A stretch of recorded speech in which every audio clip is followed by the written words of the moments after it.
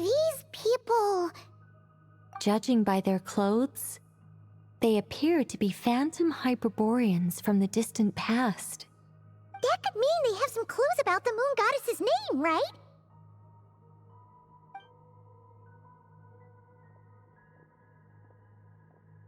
Hey there! Could you tell us what the moon goddess's name is? Sorry. That's probably a weird question, huh? How do we explain this? The moons are long gone, and their goddesses are dead. Their names no longer mean anything. When a new moon goddess is born, we will surely know her name.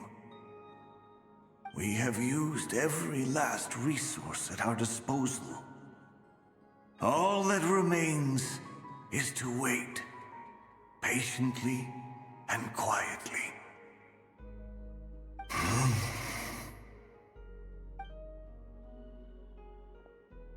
Were the people of the past all this devout? It looks like this phantom doesn't intend to converse with us any further.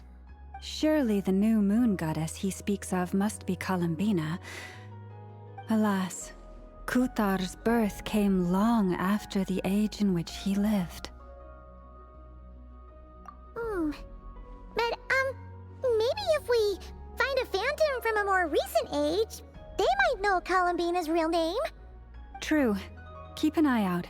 We should be able to tell which era they're from by the clothes they wear. Yeah, you've been pretty talkative this whole time. What changed? Oh, nothing. I'm fine. You all make good points. When the Hyperboreans speak of moon goddesses, they mean the three from truly ancient times. I can't imagine they would know anything about our current moon goddess. There once was a time when the moon goddesses blessed them greatly and protected them from harm. So, when the war between the gods and dragons plunged the world into chaos, it seems they looked once more to the moons for help, praying for a new goddess to be born. Yeah, that checks out. Let's continue on. Who knows what else we may discover?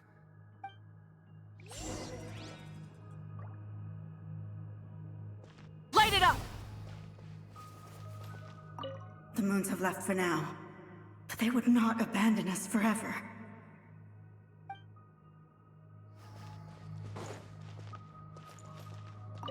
When the moons rise again, we shall receive their protection once more. Even in the darkest hour, there is always a way out.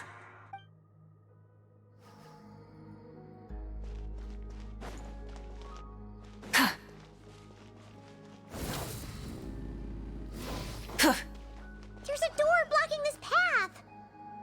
Not a problem. Try this. Whoa! How did that door suddenly collapse? This device was maintaining the door's integrity. Remove the core, and the device stops working. Is this our destination? Impressive. More precisely, this is a device that will help us reach our destination. Let's go. We still have a long distance to cover.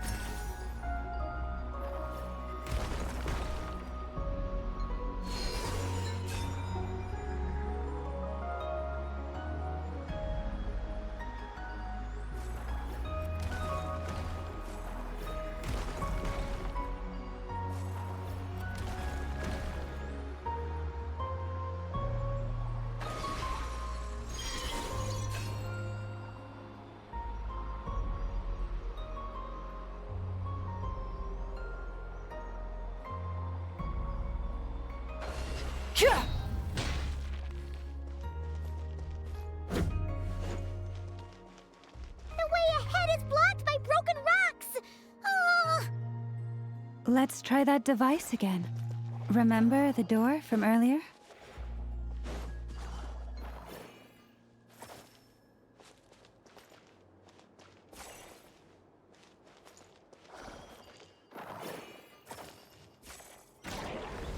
Huh! So it works in reverse, too!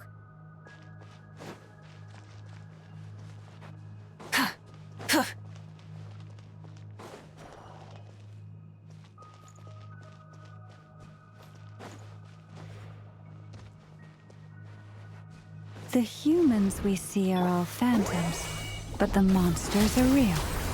What a fascinating place. There'll be plenty of time to admire it later.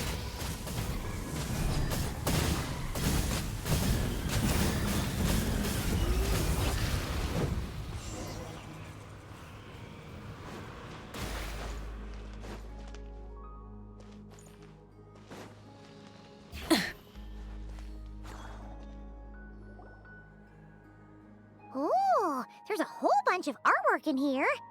Seems pretty old. Nicole, this is probably your area of expertise. What do all these paintings mean? Let me see.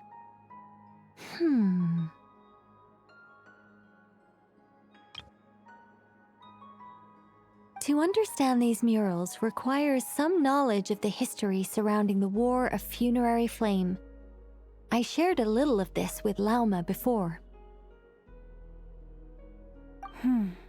Yes, I think I follow. The dispute between the Moon Sisters, the transformation by Nibelung. Oh no, it's no trouble. I'd be delighted to share the tale again. Alright then. Tevat's 3 moons and their goddesses were brought into being by the will of Nibelung, the then ruler of Tevat. But when the heavenly principles came, they changed the world completely, down to its very foundations. The moon goddesses were nowhere near strong enough to challenge this entity. But the heavenly principles did not view them as heretical entities that had to be removed. Essentially, the 3 moons existed to keep this planet alive and operational, which did not directly conflict with the heavenly principles' aims. Nevertheless, the inherent precariousness of this arrangement would soon be revealed. Nibelung returned. Yes. He did, and thus began the War of Funerary Flame, a battle for dominance between Nibelung and the heavenly principles.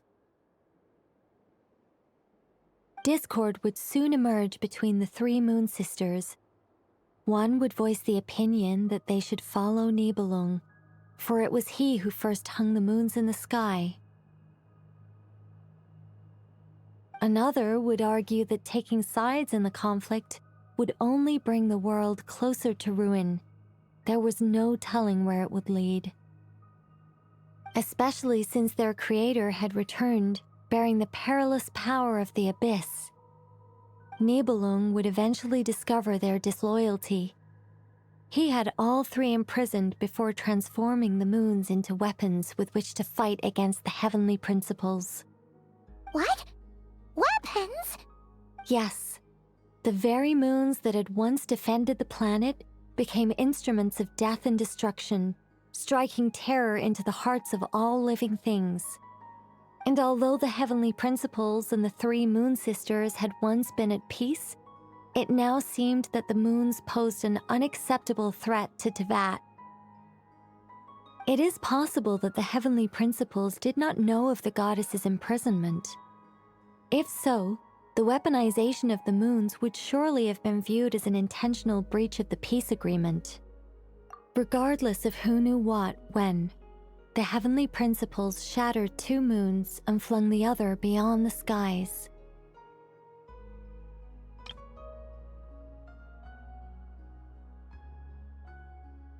Whether the goddesses managed to escape Nibelung's captivity after his fall, nobody knows. But this much is certain. From that day on, the moons no longer belonged to Tevat. The rejection slowly drained their power until eventually they passed away. So that's the full story. You say the moon ceased belonging to Tevat from then on. Why then would Columbina be born here? That is perhaps due to the lingering connection between the Frost Moon, which was not shattered, and this world. You could see it as the three sisters' dying wish. They never desired war. All they ever wished for was to protect this land. I see. If the final fate of the three goddesses is as you say, then Columbina faces the same grave danger. Our investigation has yet to bear fruit. We must hurry. Yeah, you're right. Let's keep going.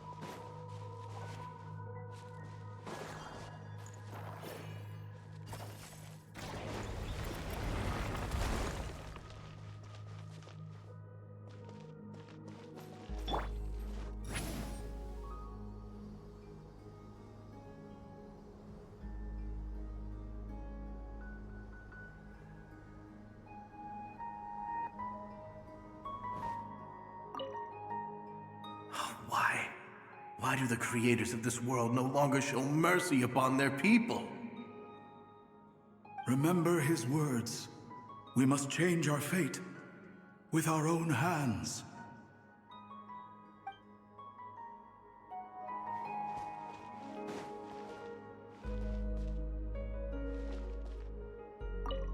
Should we trust him to keep his promise? We have to. There's nothing else we can do. Wait, that's odd. Who is he? Is something wrong? No, not really. It's just that over 30 possibilities emerged in my head, so I can't be sure who he is. It's been too long. My memory isn't as sharp as it once was. Okay. 30. Wow. Impressive.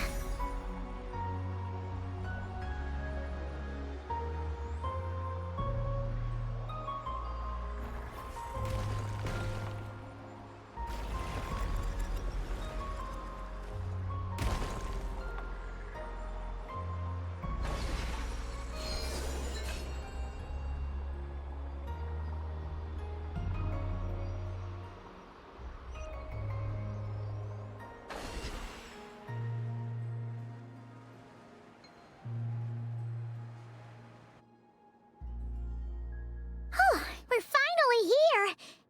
Guessing we'll need to activate this thing? Indeed.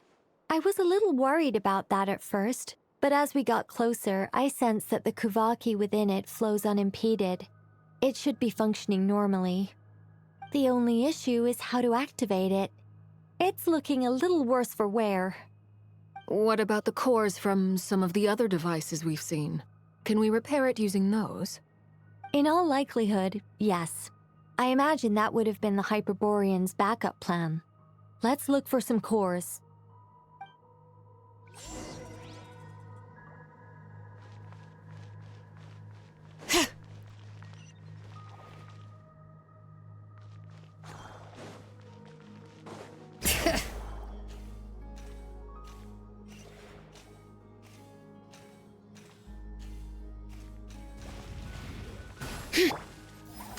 Fulfill our path! Yoo-hoo! Try and stop me!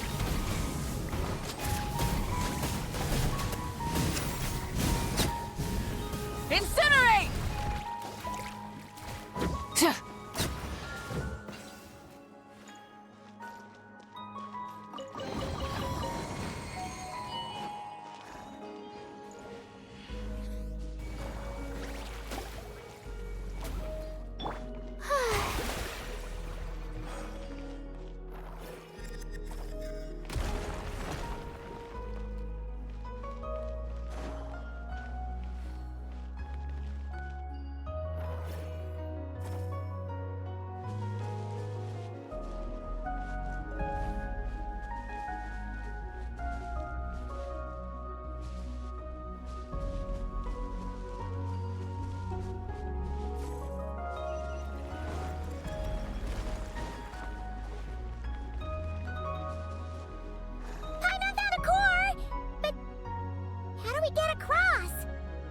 Walk up, then jump down.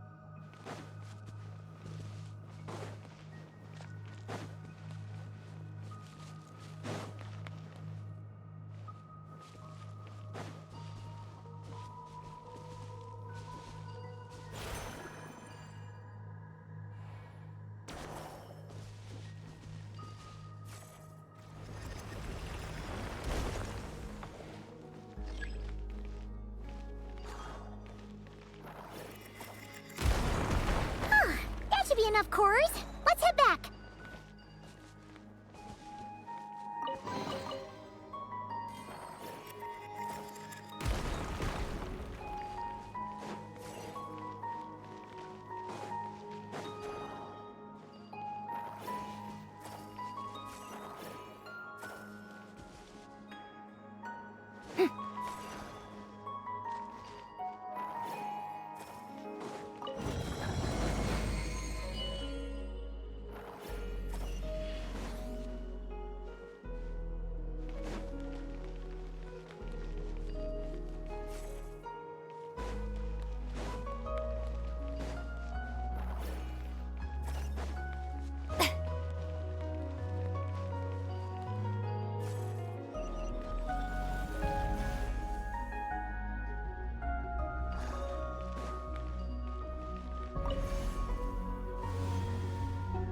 The device is up and running.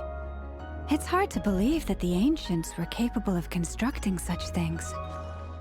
Paimon sees our destination! It's right up ahead! Yes, let's go.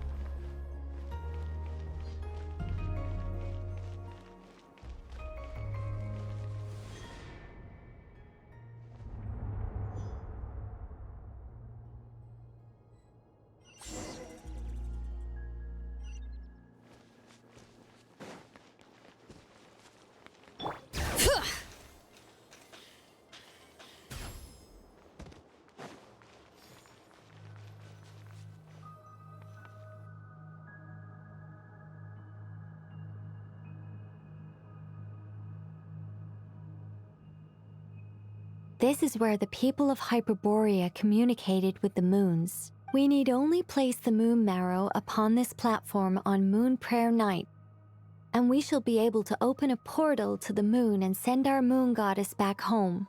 The assumption being, of course, that we can find her first. That's right. You want to know if it's safe there, don't you? And yet, she has no choice but to return. That's not the only issue here. This is the end of the line, right? We've explored everything we can. And despite looking at historical artwork and talking to people from Hyperborean times, we're still no closer to learning Columbina's name. If it's not too much trouble, could you tell me exactly what Alice said to you about finding her name? Oh, sure. What she said was... Then your first job is to find it. As a moon goddess, I'm sure she must have a name she identifies with. Neither Columbina nor Kutar is her true name, and she's never really accepted either of them. Is it not also possible that she has never had a true name? That would be a hard pill to swallow. But at this point, we may have to accept that that is the truth. No one knows how she came into being, and she certainly doesn't have parents in any sense that we're aware of. Perhaps she was never granted a name at all. But does that mean there's no way to get Columbina back? She's just gonna disappear and there's nothing we can do about it? Huh? Wait, why all this pessimism? Was it the way I phrased this question? You all seem to be taking this in completely the wrong way. Well, just because she's never had a real name in the past doesn't mean she can't have one now. What? Think about what Alice said again. She never once said that you'd have to find a new name, did she? Are you saying what I think you're saying? Yes. Names are anchors that connect us to the world. If she doesn't have one already, then all we have to do is create one, no? It's like... yes. Traveler, when you first arrived in Teyvat, do you think you would have turned around if someone behind you shouted, "Hey, Tumane"? But what about now? I understand what you mean. Life is a long journey. Even the friends and family by our side can change over time. When people call you by different names, what matters isn't so much the words themselves, but what they symbolize. And of course, whether that resonates with you. Ether. So, close your eyes and picture the moon goddess in your mind. If you were to call out to her in this moment, what would you say?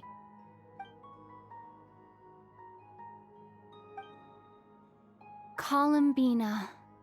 Columbina. Paimon would call her Columbina too. Well, she has long forsaken everything that Kutar represents. I think from now on I should call her Columbina too. Well, it sounds to me like you found your answer. Are you sure? Is it really that simple? We haven't found her this whole time, and not for lack of trying. For a journey like this, the process is every bit as important as the outcome. Had you not searched far and wide, rejecting every other answer you were offered? How could you have come to an answer you felt was finally correct? Oh, it all makes sense now. This has Alice's fingerprints all over it. Are you suggesting that Mage knew from the start that Columbina never had a real name to begin with? I can't say for sure. But I can definitely imagine her chuckling in satisfaction somewhere right now, saying, "Ah, what fun." Llama! Your antlers! You should hurry. The festive moon has begun to rise. Do not worry, for when you called the name Columbina just now, I could sense that the power within was enough to summon back the moon goddess. The power within what? The name? Yes. So, the thing is... What's wrong now? This is so annoying. I really want to explain how that whole thing works. Starting from the founding principles of Teyvat and... Oh, I could talk about this for hours. But... Deep breaths, Nicole. Deep breaths. You're an angel. A sober, sensible, solemn angel who has her priorities straight. Okay then. Sorry for asking. Clearly a bad call on Paimon's part. Anyway, you all need to hurry. Last thing, remember how it felt when you called out that name. Then it is agreed. By the name Columbina, we shall find her. Then we'll throw her the best Moon Pair Night party ever!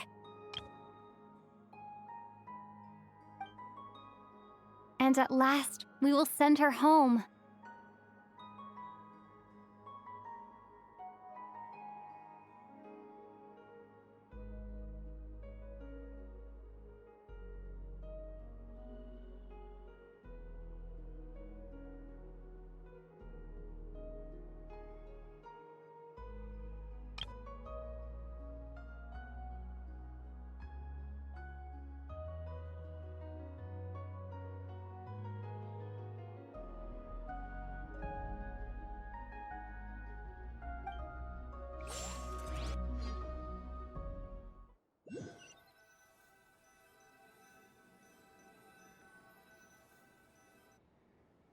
I can barely move anymore.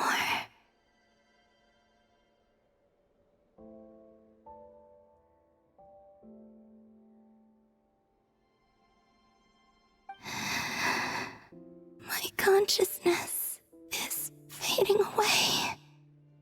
Have they come back out?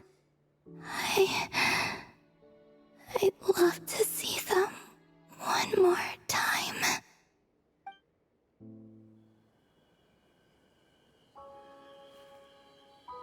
They didn't make it.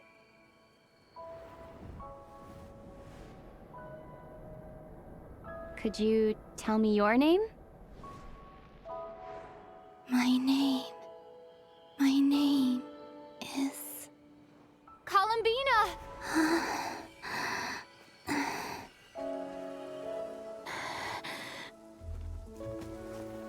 Columbina! Are you here? Columbina! That's the name you gave when we first met. And it's what I've called you ever since. Columbina. It's a fine name. I have many fond memories of Columbina, and so do all of your friends.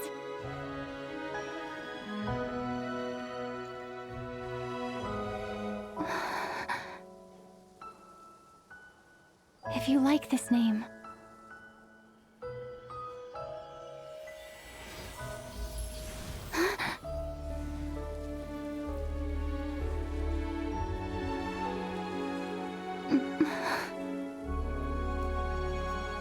looking for me?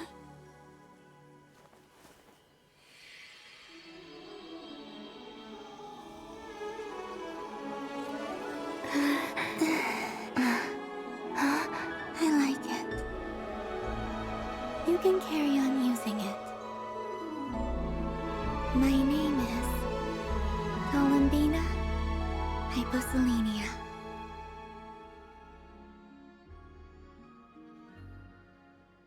Columbina Hyposelenia. That's a wonderful name. I never thought that Columbina would become my real name. But after I met you and my other friends, the things that this name stood for slowly began to change.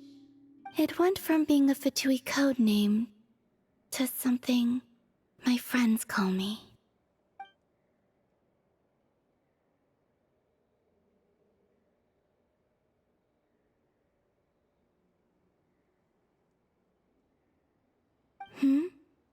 What is it? Why aren't you saying anything? I'm just so happy for you. Thank you. So, where's everyone else? We can go and meet them very soon. Everyone went to different places to try calling your name. Great.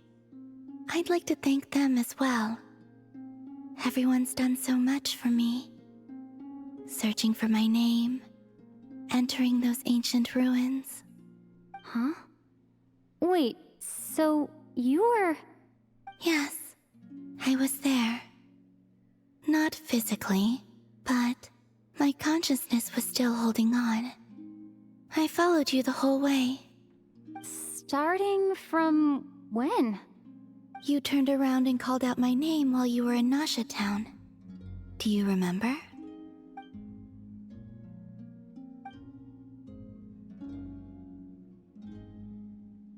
Let's go. We don't want to keep them waiting. Sure. In that case, come with me. But Before that, could you call my name one more time? Sure. Come with me, Columbina Hyposelenia.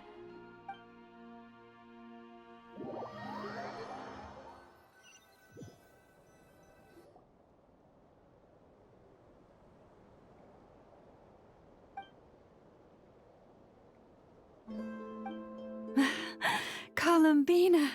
Oh, this truly is wonderful. Llama, I can't breathe. Ha-ha! Just in time for Moon Prayer Night. It's good to have you back, Miss Columbina. Yeah, we were worried sick. Thank you, my friends. With your help, I now have a name that belongs to me. Columbina Hyposelenia. Where's the second half from? You added it yourself? That's right. It means... Born beneath the moon. Yes. And by extension, it can also mean born beneath this world. A fine name. Now, as much as it pains me to interrupt this beautiful reunion, I feel obliged to remind you that the Moon Prayer Night celebrations in Nasha Town have already begun. Don't you want to enjoy the festivities? There's so much to see and do. And some of the ambient lighting and entertainments were sponsored by the kind souls in the Hexen Circle. Nicole? Why have you turned into Dodoko? So you're Miss Nicole. Thank you for helping us, and for helping me find my name. It's nice to finally hear your voice. You're quite welcome. Guiding lost people to hidden treasure is what we Seelie do. And if you ask me, spiritual treasures are far more precious than material ones. Chests are all well and good, but this was what it's all about. Ah, so satisfying. Anyway, I had to go help Alice. It seems like she ran into some trouble. That's why I couldn't be here in person. But don't worry, we're with you in spirit. We'll be celebrating right along with you. Keep an eye out for the Hexen Circle's festive stalls in Nasha Town. I think you'll like what we came up with. Alice said she even managed to rope B in this time. The Frost Moon Scions have also prepared various attractions. I believe Aino, Ineffa, and their crew are setting things up as we speak. On that note, Nefer, about that request I made. It's all in hand. Yehoda is on site to ensure that everything goes off without a hitch. Wonderful. In that case, Traveler? Huh? Come on, Columbina. It's time to celebrate the best Moon Prayer Night ever.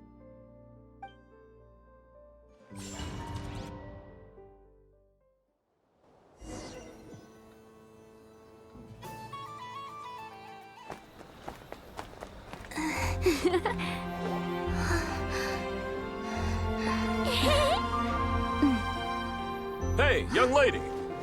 Would you like some Moon Prayer Night candy? Happy Moon Prayer Night. Oh, yeah. I almost forgot to say. Welcome home, Moon Goddess.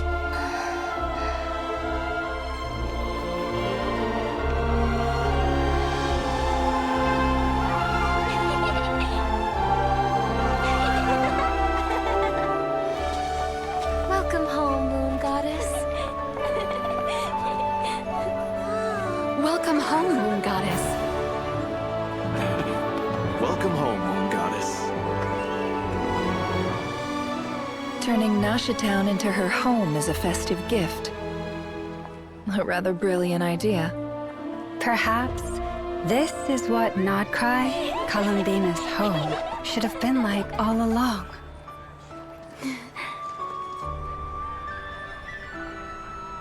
Thank you for the gift. I like it a lot.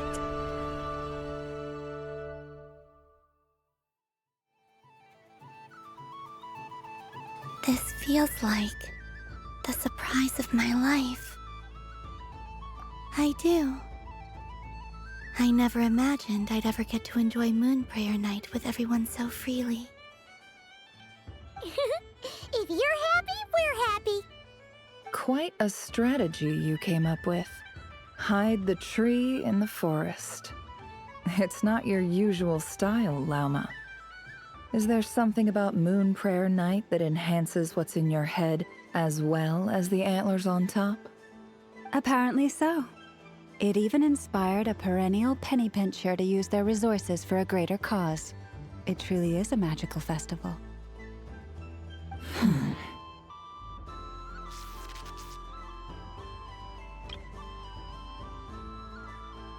I see it now.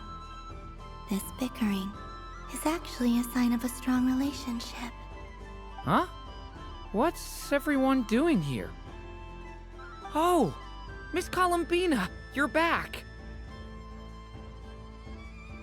Yes, I'm fine now. Thanks for your concern. How's your progress with Alice's assignment? Very well indeed. I've never heard her sound so excited. Not like this. This time, her excitement seems more serious. Seems like she's had a major breakthrough. She said she'll contact us once she knows more. In the meantime, we're free to relax and have some fun. Enjoy the time off while it lasts. I have a feeling that our next task won't be so simple.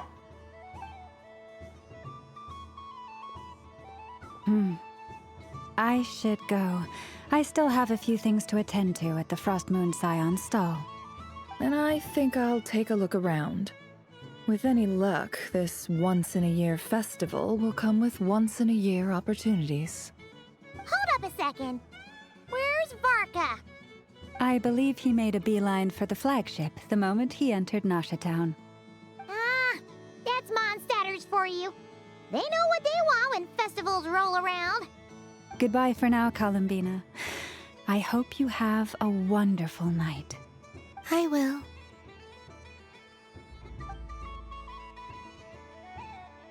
Well, in that case, don't just stand there. Get out there and have some fun. You'll definitely get a warm welcome at every stall. Oh, also, take this map with you.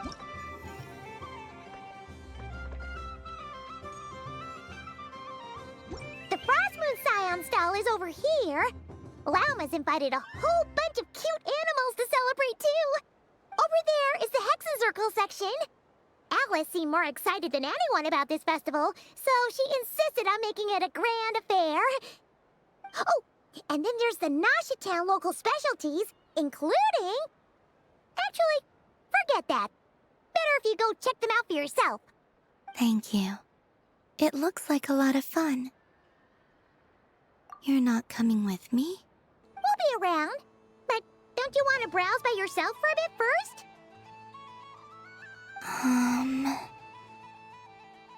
Yep.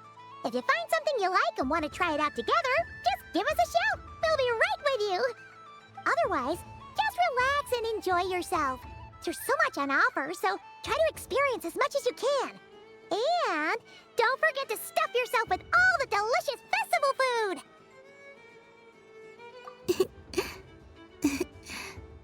All right then. Off I go.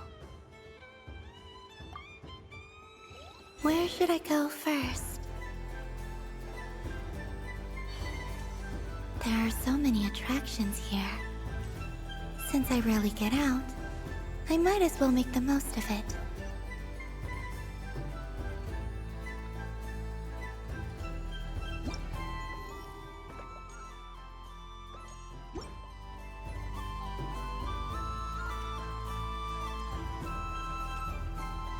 This must be the mage's stall.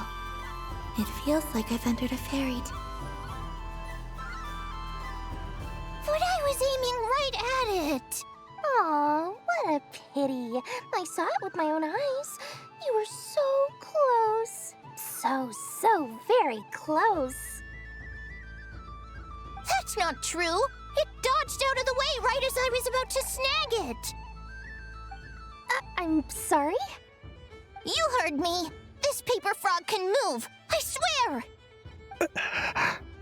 Dear, oh dear, what are you saying? How could a paper frog move?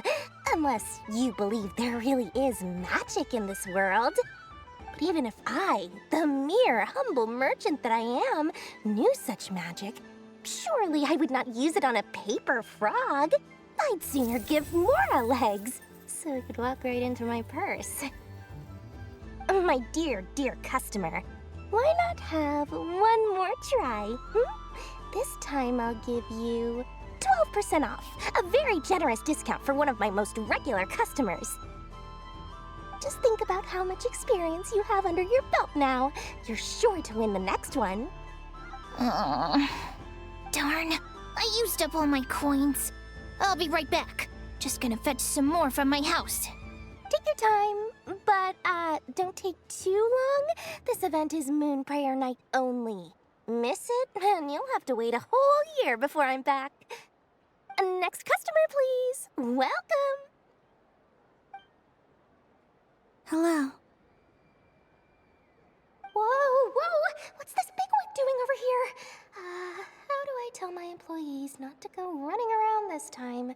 Shooting them a glance won't work. I haven't known them long enough. Dory? Why, hello there, Miss Columbina. Would you like to play my ring toss game? The rules are very simple, and it's easy to get the hang of. How much for a round? Oh, first time's free. Not a single mora. After that, well, we can cross that bridge if and when we come to it.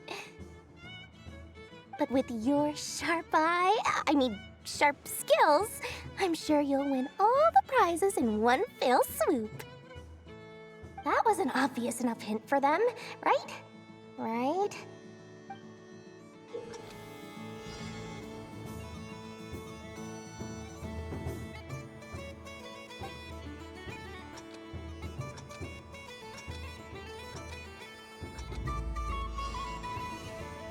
Here comes the ring! Oh, peanuts.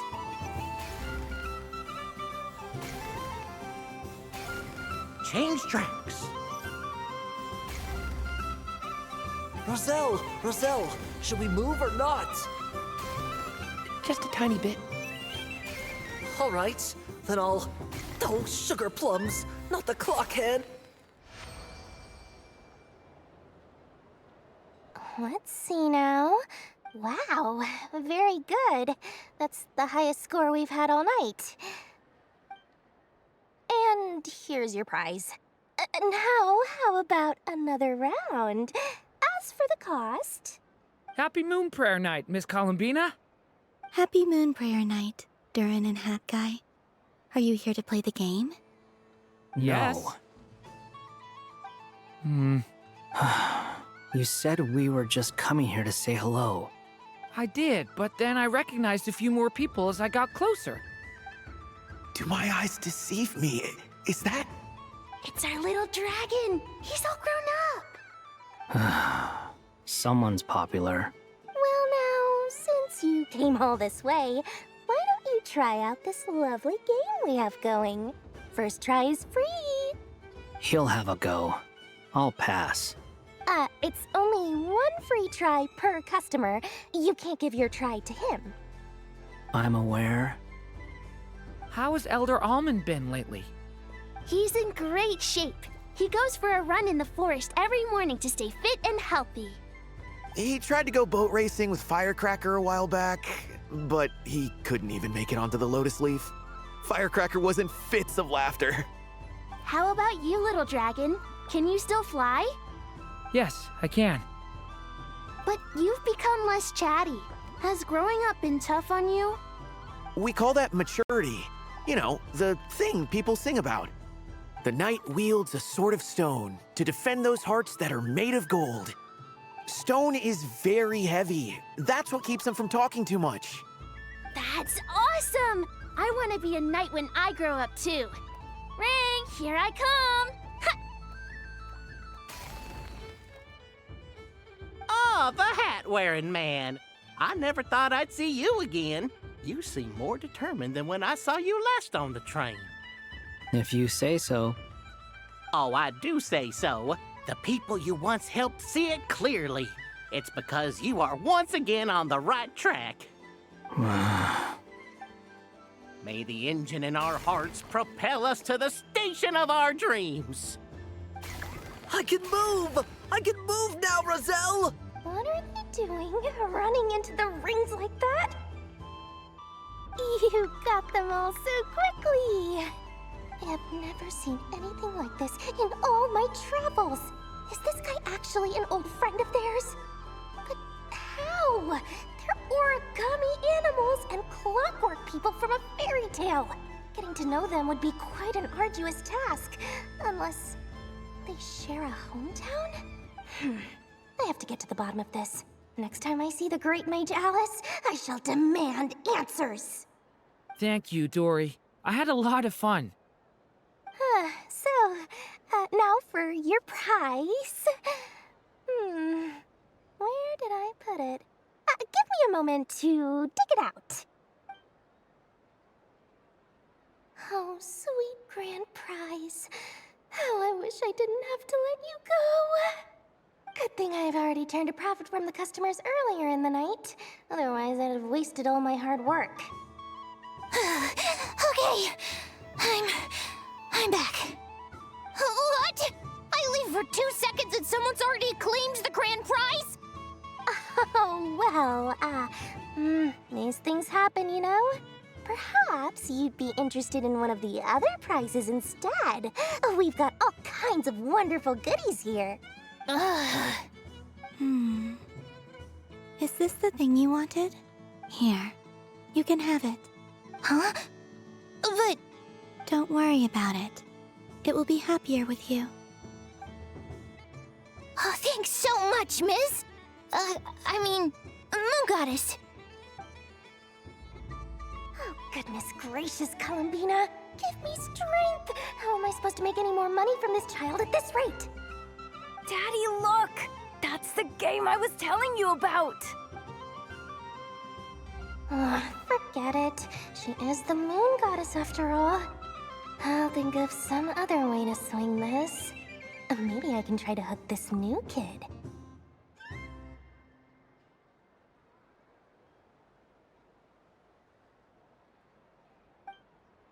Huh? Oh, someone already won the grand prize. You can take mine if you want.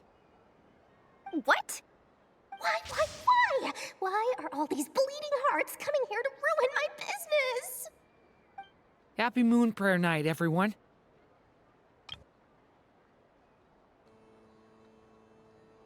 Happy Moon Prayer Night.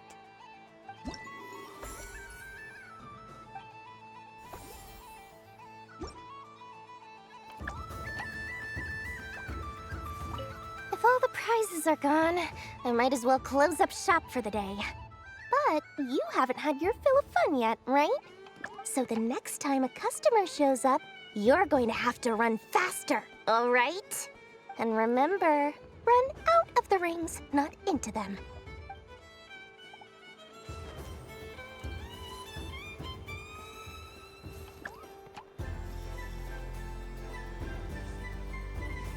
What's this? Should I give it a try?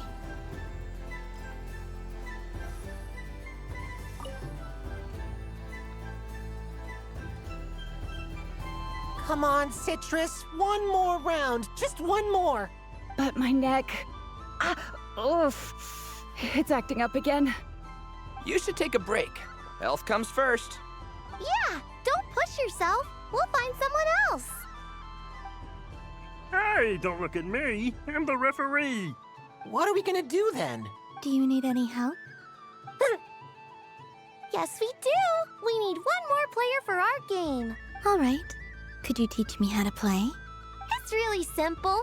You just throw the dice and move by that number of tiles. First one to reach the finish line wins. Rolling a hamster means you move one tile. A paper frog is 2 tiles, and a flying squirrel is 3 tiles. 'Cause they go the fastest. Okay, I get it. So, we're all set?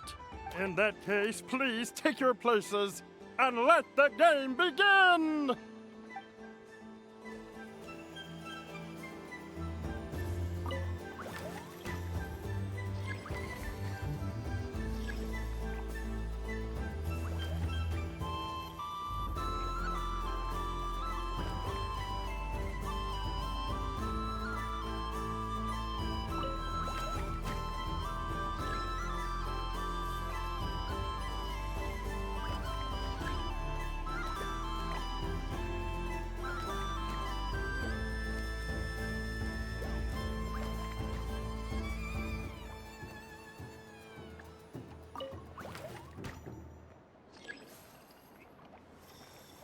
And the winner is the Moon Goddess! Congratulations!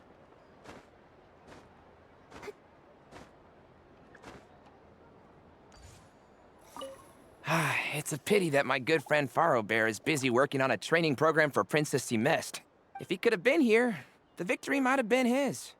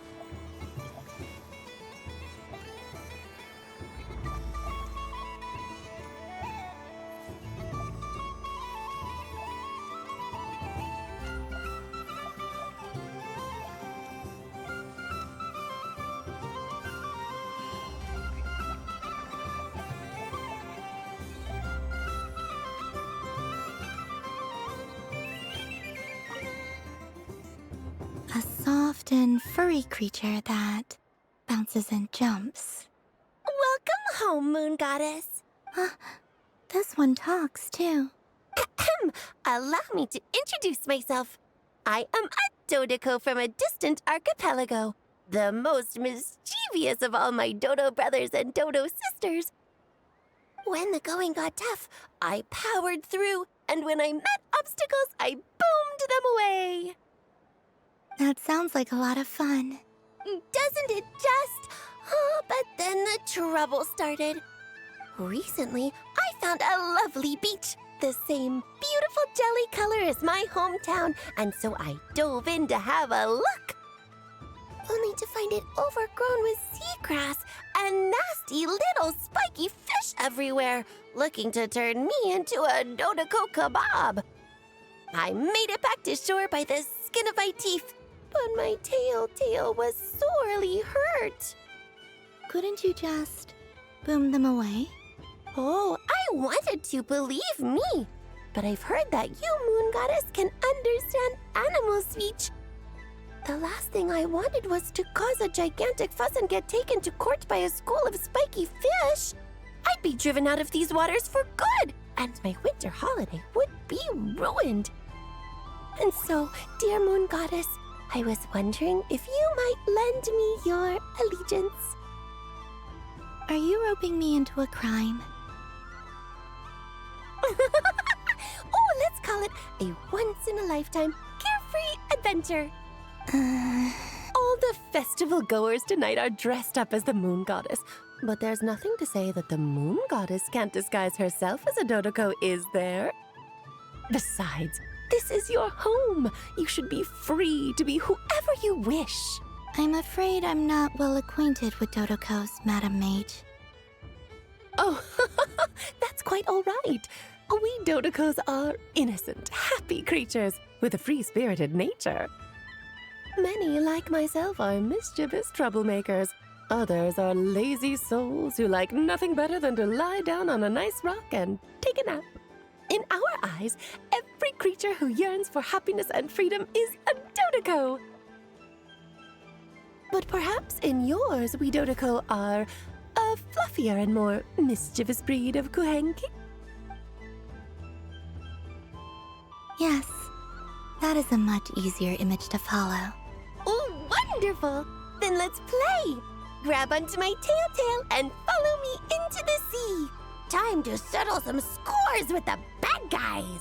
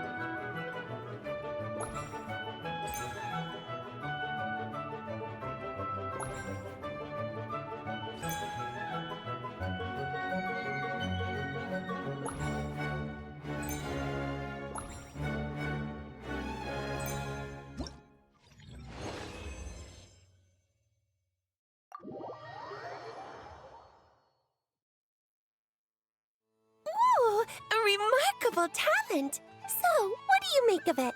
The use of Jumpy Dumpties doesn't come as naturally to me as Kuvaki. But their unpredictability makes it fun. I think they call this... novelty? Indeed! And how did it feel blowing those pesky nuisances away? Not bad. Any guilt? What do you mean? Oh, wonderful! Lovely answers to all 3 questions. You've passed the safety test. Now I can give this special bomb to you as a souvenir. Remember, if you find any meanies living on the moon, you can use this to boom them into oblivion. I will.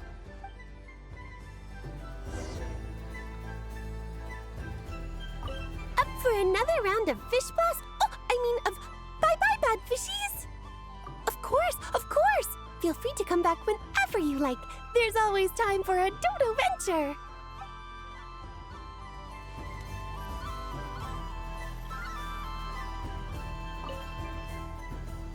Welcome home, Moon Goddess. Oh, you're the genuine article. Alice was right. This moon prayer night was worth watching after all. Another one that talks. Greetings. Pleased to make your acquaintance. I am the Hexenzirkel member they call B. Barbeloth Trismegistus. Columbina Hyposelenia. Pleased to meet you too. Hyposelenia. A fine name indeed. Now then, Miss Columbina, do you wish to hear a mage's divination? Divination? The Frost Moon Scions used to ask me what would happen in the future. Is this like that? From the perspective of the one seeking answers, perhaps. As you look to your journey ahead, if you seek to understand the unknown, resolve your doubts, and soothe the confusion in your heart, divination could be for you. The unknowns on my journey. Of course, if one wishes to peer into fate, then hydromancy is the more precise option. But that is a complex affair, and to relegate that majestic art to the status of a festive amusement would seem somewhat uncouth. Besides, it is sometimes better to not know fate with great certainty. Hence, I shall use the suitably festive Luna Arcana to tell your fortune instead. It is more popular with the youth in any case. Lunar Arcana. Indeed. Unlike hydromancy, this will only display possibilities and trends. People like to think of themselves as creatures of agency and free will. Peering too far and too clearly into the future is detrimental to both body and soul. I'd like to give it a try. Of course you may. Come then, take a seat, Miss Columbina. Before we begin, are there any specific questions you would like to ask? Let's stick to general possibilities and trends, like you suggested. Ah, very well. Then I shall use the basic Lunar Arcana deck. Now, try to relax. Cast your mind upon the things you have experienced and the things you are soon to experience. I will shuffle the deck. Would you like to cut the cards yourself? You do it. No problem. Now then, to make things easier for the seeker, that is to say, you, I shall decipher the cards from your perspective.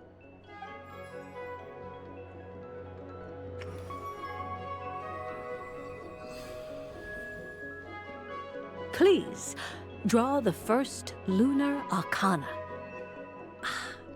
This represents destiny and is the foundation for the divination as a whole.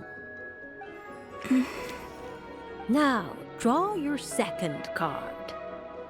This will stand for the past, the sum of all your experiences that have come before. And now the third Arcana. This is the present, your interpretation of the current moment.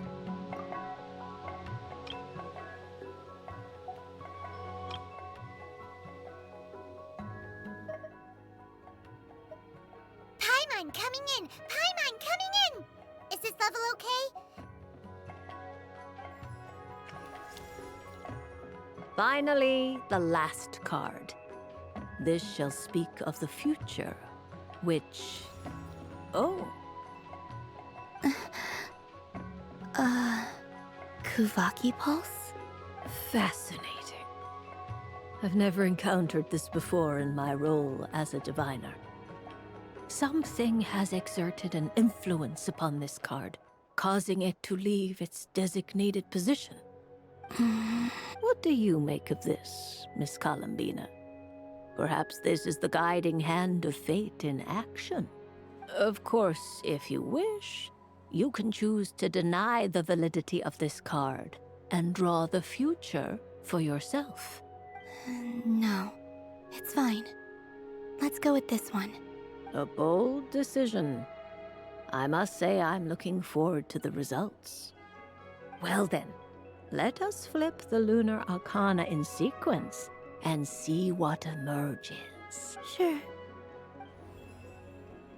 First, Destiny. No surprises here. The card that represents yours is the moon. The moon. Indeed.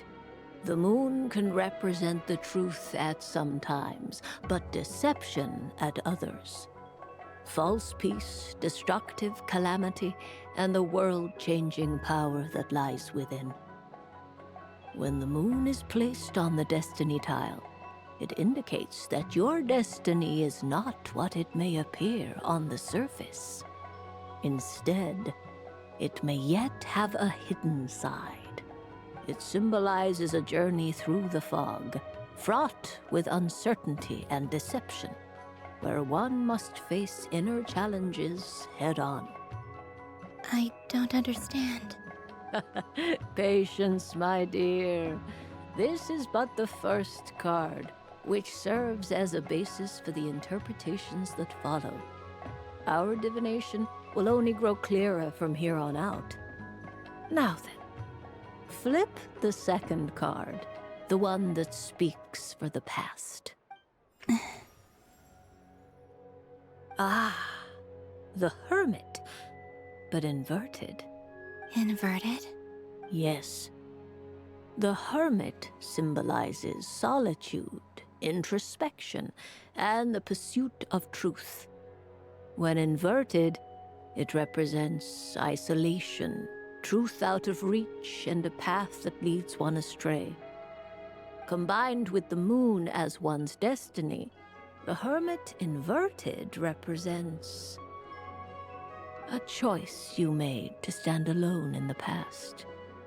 It was a choice made not out of fear or arrogance, but for reasons that others could not perceive. You fumbled through the darkness without a guide, but you did not find your way. Rather, you went astray. More than once, it would seem. Is this about how I became Kutar despite not wishing to become a god? And how I joined the Fatui because I yearned for a place to belong? I suspect only you know the answer to this question. All is not lost. The past is in the past, and so it shall remain. Shall we look into the present now? Oh my. The lovers.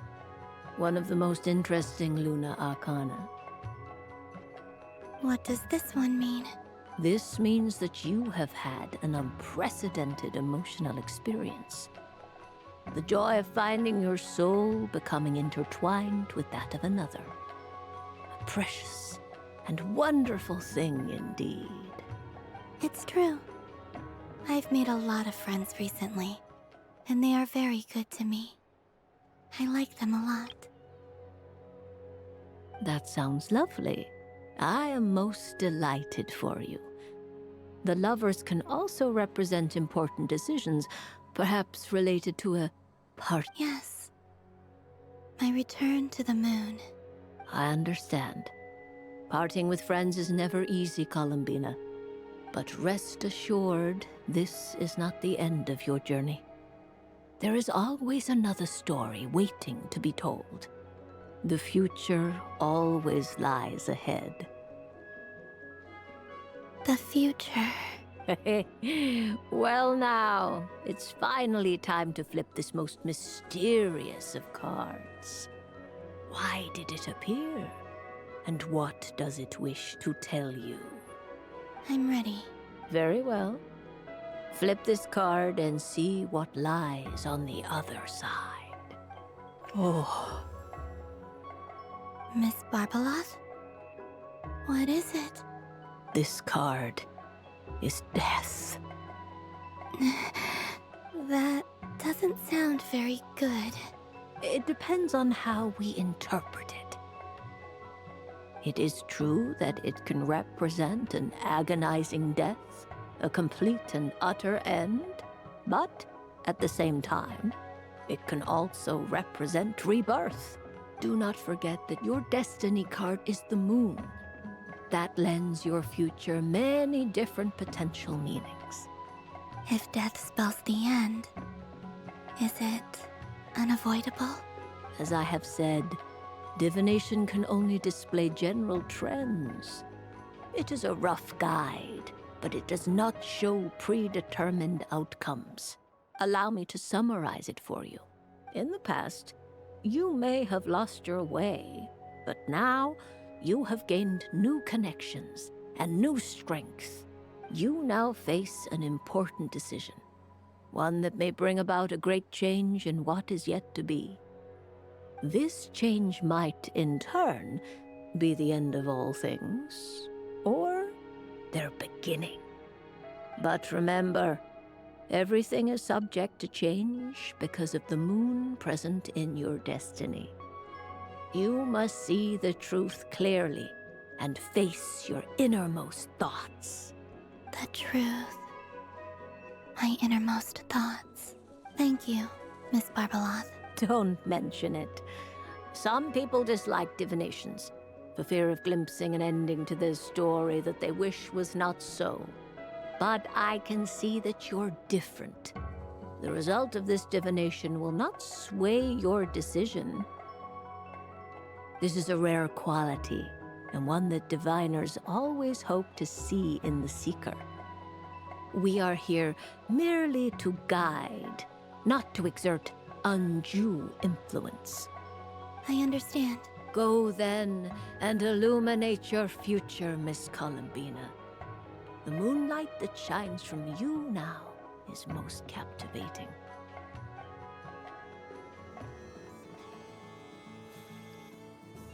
The death card made a most enigmatic appearance.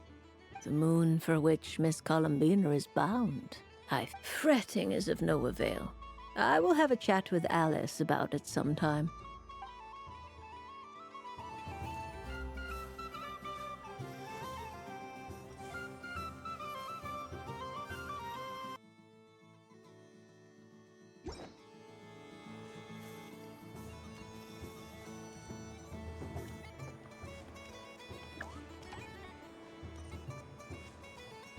So this is the Frost Moon Scions area. It feels very familiar. But everyone looks much happier than usual.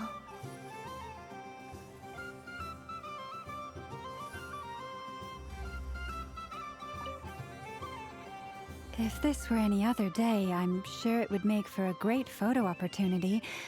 But Moon Prayer Night has rendered my antlers uncomfortably large. Doesn't it look like this rhyme-horned deer has 2 sets of antlers?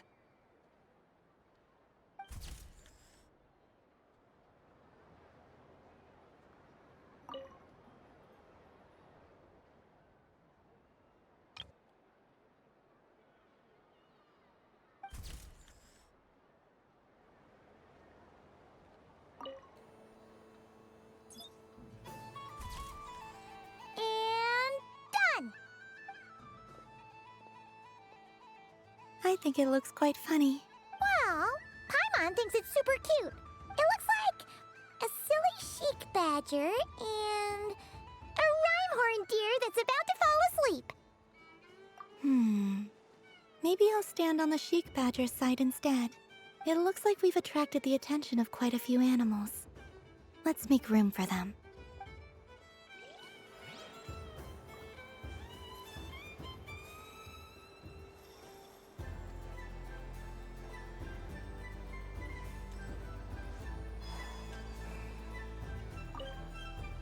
Done being a do-gooder yet?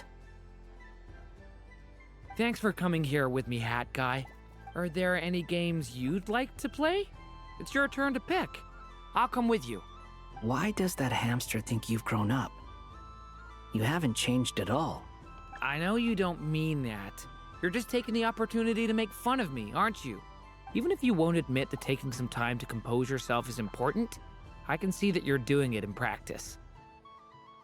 Otherwise, you'd have taken off your hat and flown away by now. Looks like Albedo's socialization program has been far more useful to you than all those Vahumana textbooks.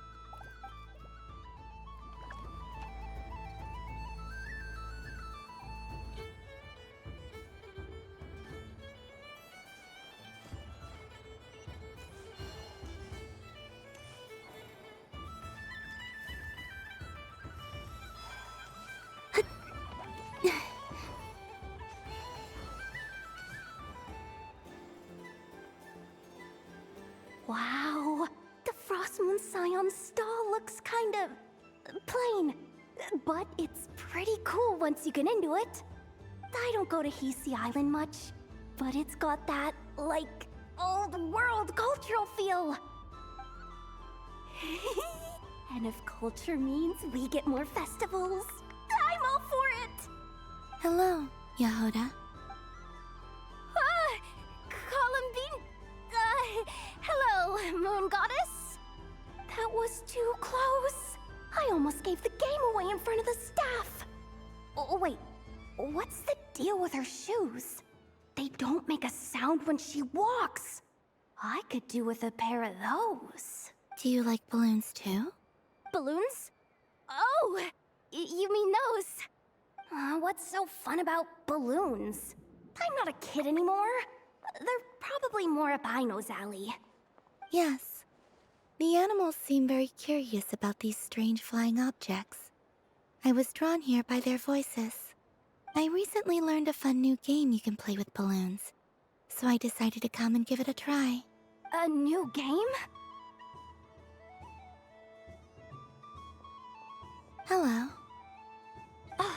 Welcome home, Moon Goddess. Here to buy some balloons? Yes. Could you give me a few that haven't been inflated yet? Are you sure?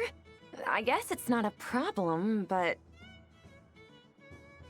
Yes, please. Uninflated balloons? But those are just little rubber pouches.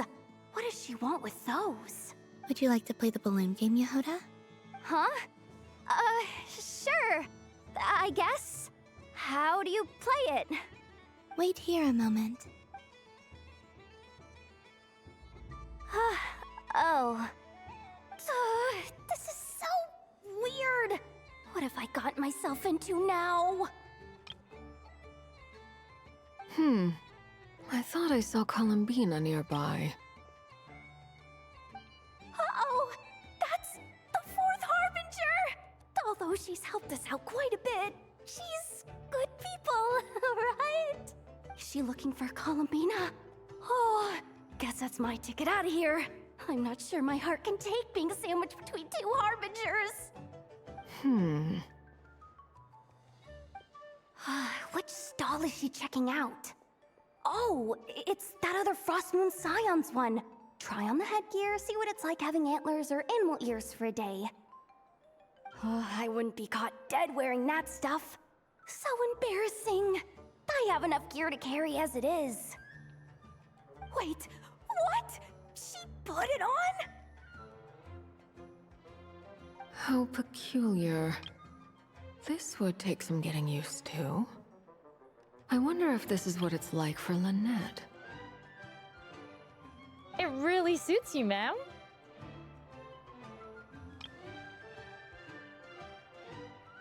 What is this? She was so intimidating a moment ago, but now, dang, she's really rocking those ears. How does she make them look so cool? I suppose I may as well keep them on for now. All part of the festive experience. She's coming this way. How do you do, Miss Yehoda? Oh, jeez. Don't talk to me while wearing that thing. Where am I supposed to look? Oh, hey there. I'm looking for Columbina. Have you seen her? She just... Huh? Wait, is that what she meant by balloon game? Yeah.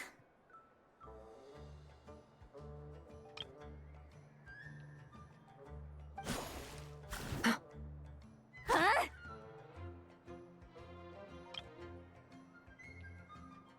No fair! How come I get caught in the crossfire? An ambush from the rear? Is this a declaration of war, Columbina? Would you like to play too, Arlecchino? Seriously? Are they gonna start some beef right here, right now? Gladly. That said, I believe there is another who would like to join. Boss Nev! Thank goodness! You've gotta get me out of here! Things are kicking off big time! Hello there. I'd like 10... no, make that 20 balloons, please. What? Miss Moon Goddess, I hope you're prepared to pay the price for assaulting my employee.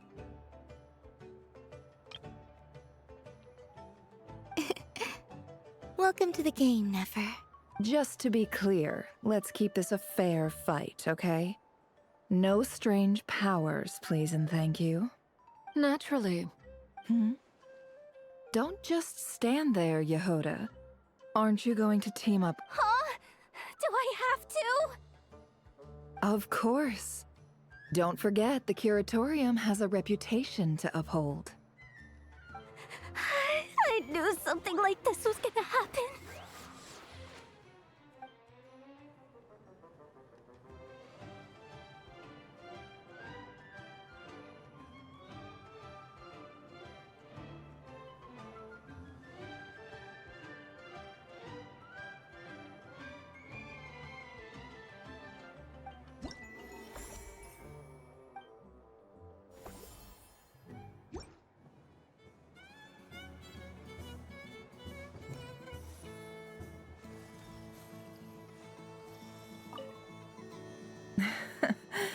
That was fun.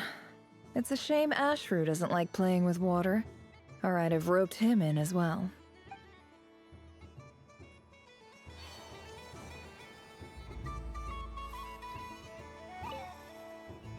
I've seen Lenny and the other children play this game before.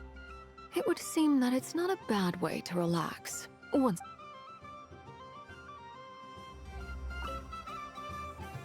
Welcome home, Moon Goddess. Would you like to try on some animal-themed headwear? I always hear Lauma saying how heavy her antlers are. I wonder how it feels. Let me give it a try. Oh my! It really suits you. It's a little itchy, and it's hard to turn my head. Should I keep wearing it?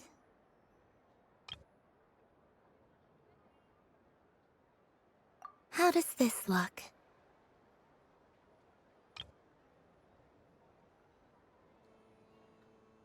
How does this look?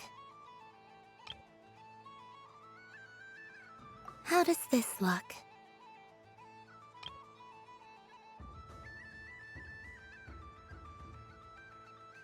How does this look? How does this look? How does this look?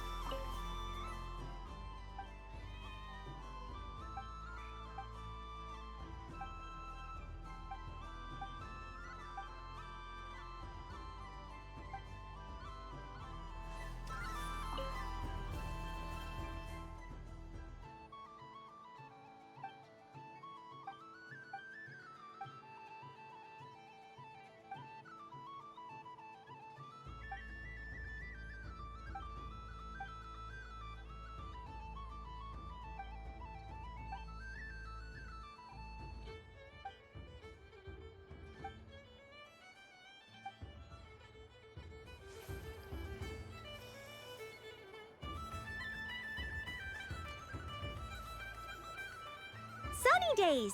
I prefer sunny days. Ah, well, you are as warm as the sun itself, Moon Goddess. Very well. I believe your spirit animal has to be this most adorable chic badger. Wow! Thank you, Mr. Talking Magic Lamp. Have a very happy festival, Moon Goddess. Lance? That's you, isn't it? Shh. It's our little secret, my dear traveler in Paimon. Okay, sure, but why are you here selling sugar sculptures? Everyone celebrates in their own way. After gazing into the abyss and spending time around gravestones all year, what better way to relax than to see sunny smiles on the faces of the living? Besides that, I like to think of myself as a fair judge of character. I dare say matching personalities to confection suits me rather well. That's not what Paimon was talking about. Aren't you afraid that your true identity might be exposed? Should I be? There is all manner of magic in the air this moon prayer night, thanks to the work of the great mages. I see Miss Columbina is hiding in plain sight. Why should I not do the same? Why miss this rare opportunity to enjoy a special evening in my true form? Fair enough. You got a point there. People who don't know you will probably think you're just a talking lantern. Well, now that we see eye to eye, what brings you here? Not a search for your spirit animal, I presume? Ah, well, actually...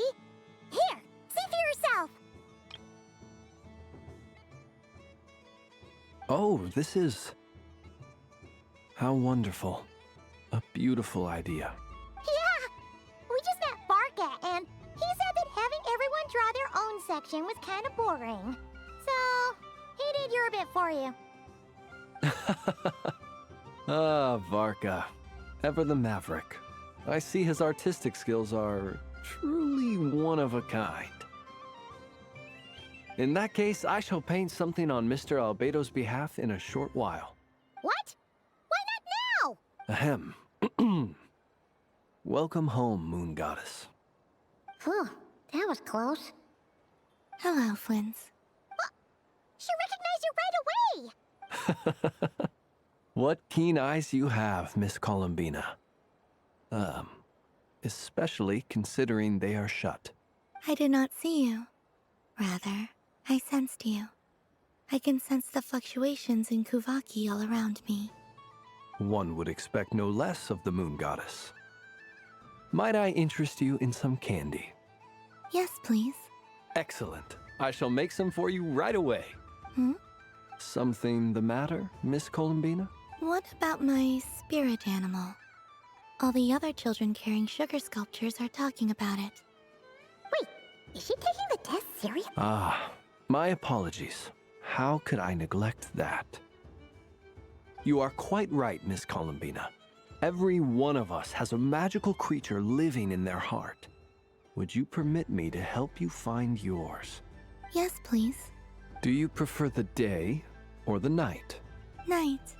Which of the 4 seasons is your favorite? Winter. Think of a perfect day. What is the weather like? Sunny, rainy, or perhaps cloudy? Rainy in the morning, sunny at night. What kind of answer is that? Forests, lakes, and open seas. Which do you prefer of these? I like them all. Imagine you opened your very own shop. What would you sell there? Moonlight. Wow! Paimon would totally shop there. It wouldn't cost anything. You'd just need to visit. Aha! I believe I know what your spirit animal is. Here. For you. Oh, it's a Kohenki! Indeed. A free-spirited being with a deep love for all things here in Nodcry, who selflessly lends her aid to as many people as she can reach. It is the perfect fit for you, Miss Columbina. Thank you. It would be my honor. But you shall have to forgive me. We have known each other for quite some time. I doubt there is any answer I could give that would come as a surprise to you. So instead, would you accept this sugar sculpture as a token of our friendship? It's a lantern.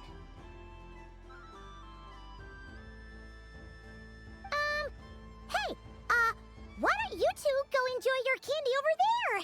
Paimon wants to try out this spirit animal thing too. Right, Flint's? Come on, play ball. I get this drawing done. But I want to hear Paimon's answers.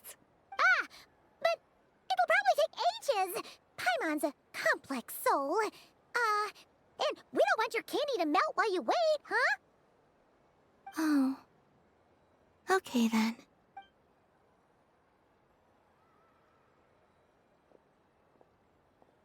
Phew. Nice excuse, Lady Paimon. Yeah, no thanks to you. A little help next time.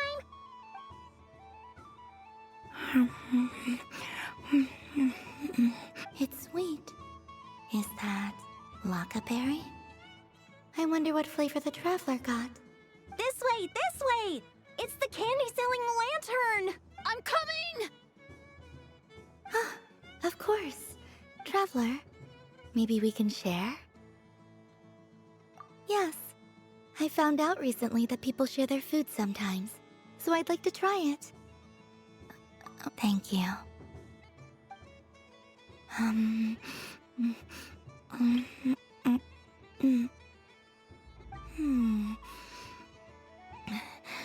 Yours is a little more sour than mine. Here, you try it. Are you sure? Amazing. My sugar sculpture has shrunk, yet my heart is filled with feelings of sweetness. I will remember this feeling. Sure.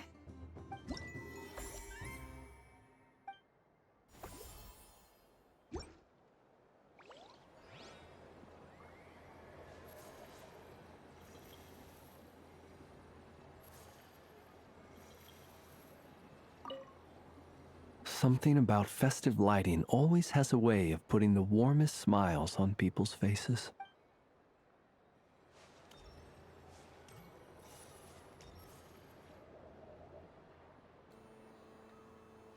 I wish for a never-ending supply of laka berries. What a humble wish. Probably written by a child.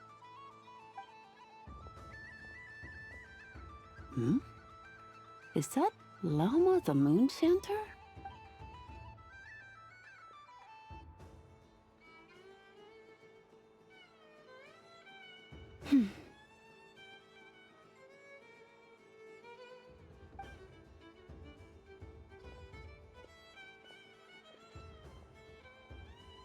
I wish that the long plume ibises would stop biting me. Oh dear, poor Lauma. All right, I'll write that one down for you. I got it. While everyone else is celebrating Moon Prayer Night. I don't mind. It's rewarding work. A good kind of busy. My antlers are at their heaviest tonight, and the Kuvaki waves are especially strong. But as I help these dear friends hang their wishes up, I feel a great peace within myself that is hard to describe. You see, they are all such beautiful wishes, and they are ones that we can fulfill by our own strength. Do you blame me, Llama? I want to hear your honest answer. It is by the help of so many people that I can return to the moon. But I feel as though I've hardly done anything in return. You've done plenty, Columbina. I say this in earnest, both as someone who knows your history, and also as a friend who has seen what you've been through. What about as a moon chanter?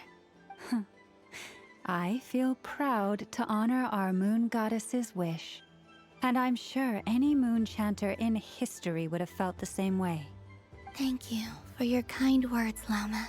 But... Since you asked for my honesty, I won't lie to you. My feelings are mixed right now. Besides pride, I also feel, I suppose it's a reluctance to let go. Once you return to the moon, we will be far apart and separated by a false sky. I'm sure those of us left behind will gaze up at that sky, yearning for the moon once in a while. Just as you used to do. I will miss you, Llama. I will miss you all. I hope to stay in touch. I will try and find some way to send messages down from the moon. Perhaps you could use Kuvaki. I've heard Yehoda say that signals can be sent using long and short waves, or strong and weak lights. That sounds a little complicated. We could prepare a codebook beforehand, but... You're right. It wouldn't really suit you. Still, whatever happens, I believe that you will find your own unique way of communicating with us. And now that I think about that, my heart feels lighter. Because you trust in me? Yes. I have faith in you, and in the power of truth. In my experience, the truth tends to be difficult, but that's what makes it stand out from what is false. So I'm confident that your thoughts and your love will shine through the curtain of lies. We will know it when we see it. Thank you. Now, could you help me hang up my wish? Is this? I wish that all who dwell in this moonlit world can find a place to belong.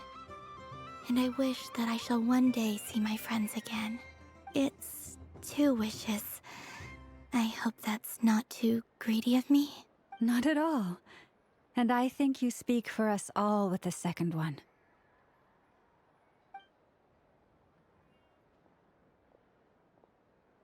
I shall continue to pray until the day that all of these wishes come true.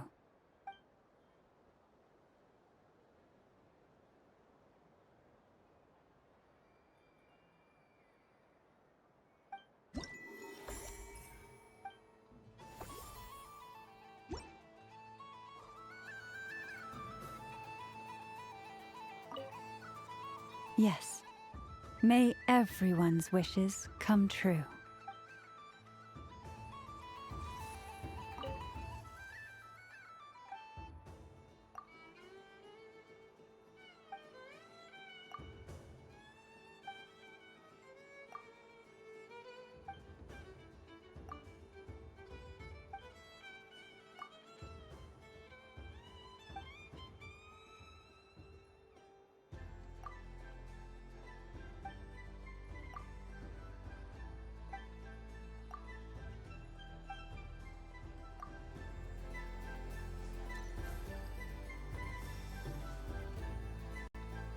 What's this?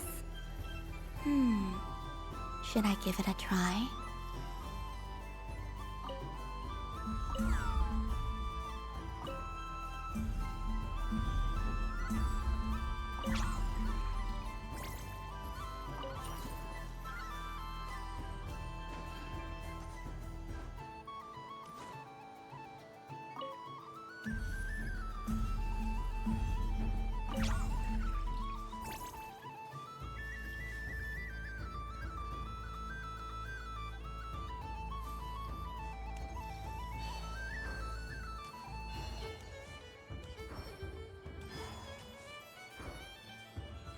What's this? Should I give it a try? There are so many attractions here. Since I rarely get out, I might as well make the most of it.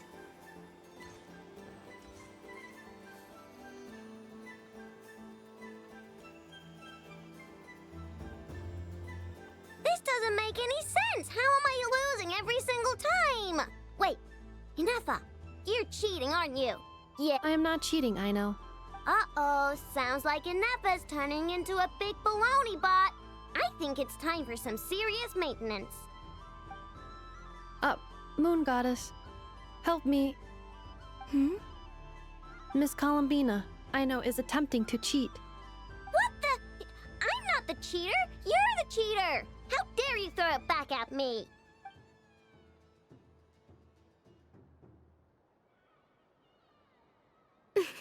Alright, fine. Let's all laugh at I know. Just you wait till I get home, because I'm gonna make a game bot that can win 100% of the time. Let's see you laugh when I come back and beat your butts. You'll all have your heads covered in stickers when I'm through with you. We came to check everything was okay after all that yelling, but,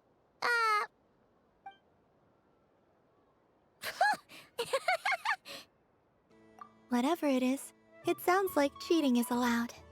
Kuhenki concentration. Each player starts with differently colored kuhenki. Each round, they draw 1 kuhenki from their opponent. When a player has 2 kuhenki of the same color, they make a pair and can be discarded. Any that can't form a pair must be kept. The round ends when a player can't form any more kuhenki pairs, and that player gets a sticker.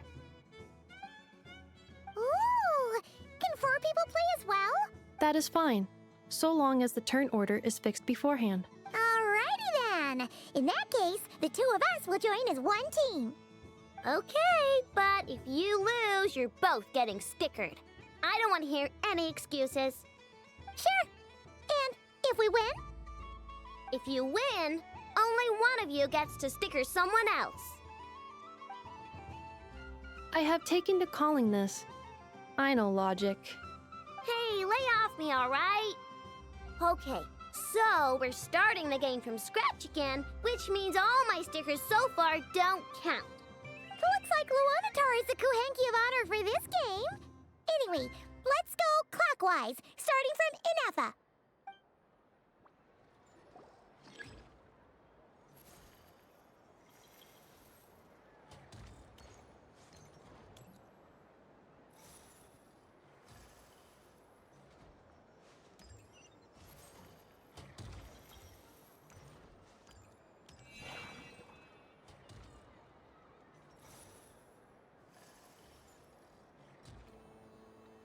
Nice! That's a pair!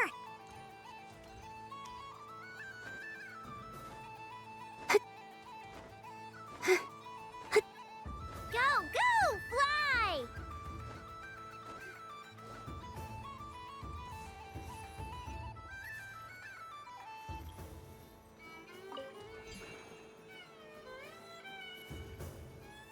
Go on.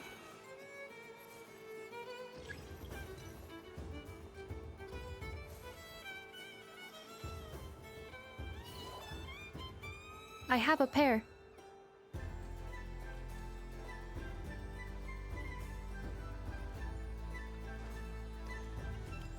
Uh-oh! We gotta pick up the pace!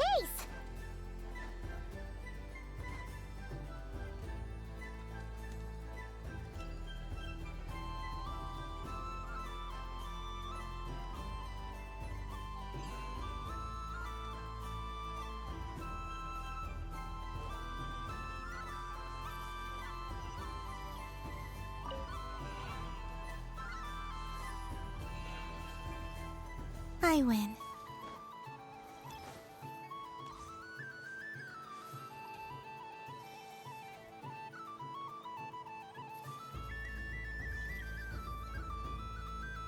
Phew, that was too close.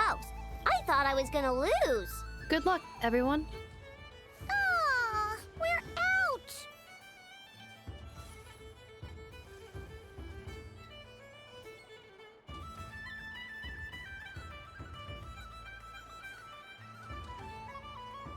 Let me pick a good one. What's it gonna be? You're looking very pleased with yourself there. What happened to being a huge Grumposaurus?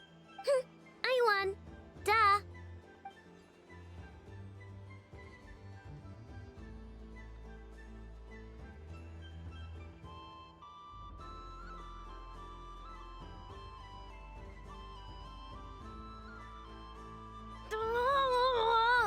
Me again?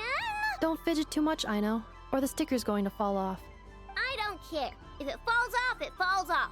If a pair of Kuhenki get discarded, why not a pair of stickers? Huh? Huh?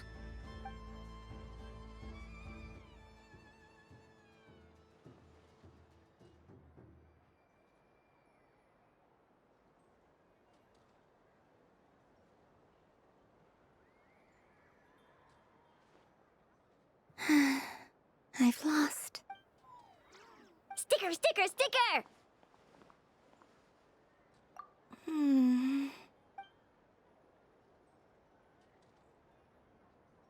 Cute!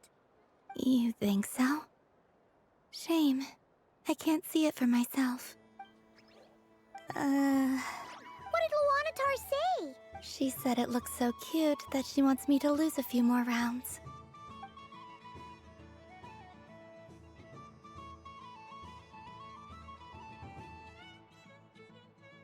Who put these stickers on Paimon's eyebrows?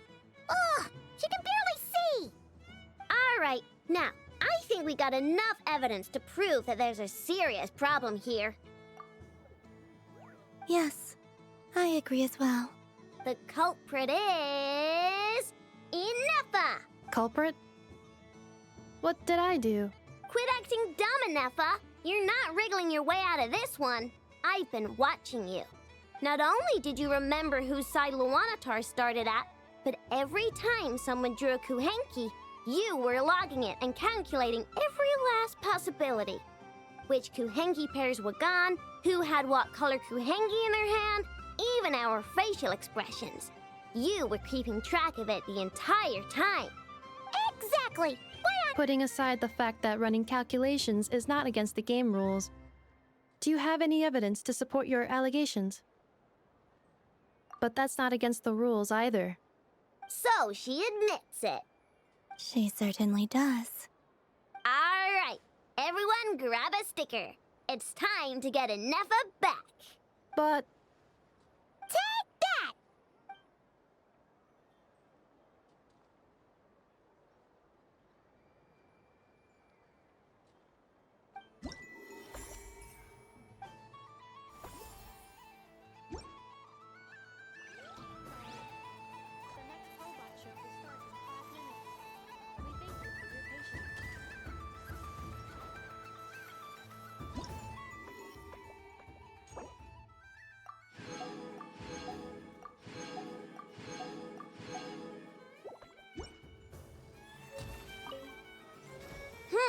I'm never playing games with you ever again, Nefa.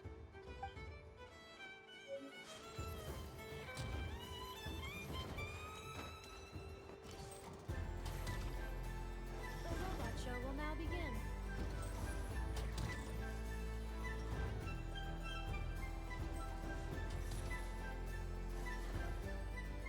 Please welcome to the stage, Cool Your Jets Ducky. Combining precision engineering with water cooling technology, this high-performance sprinkler fires powerful, controlled balls of water for up to 14 seconds at a time, as well as providing accurate plant watering at range. It can also be used to clean those tough-to-reach areas of the house that Aino cannot get to, no matter how high she jumps. Show us what you can do, Cool Your Jets Ducky. Now that's what I call true power. What a demonstration!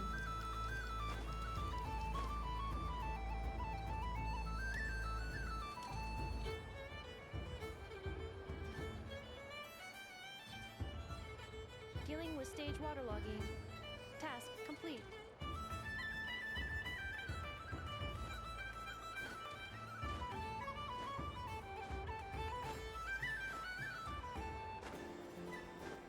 Ding dong. The next robot show will start in 5 minutes. We thank you for your patience.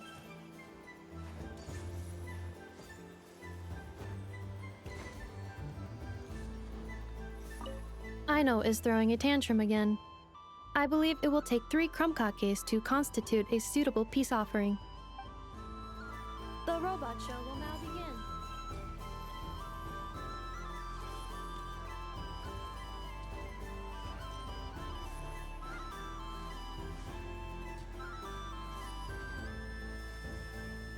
Next up, we have Knuckle-Duckle. This armed domestic robot utilizes multi-sensor fusion technology to provide 24-hour security and environmental parameter monitoring. Duster mode redefines the meaning of dusting, providing our companions with a holistic, thorough, and effective cleaning service for the long term. Take it away, Knuckle-Duckle.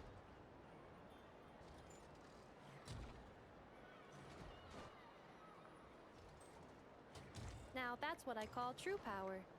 What a demonstration.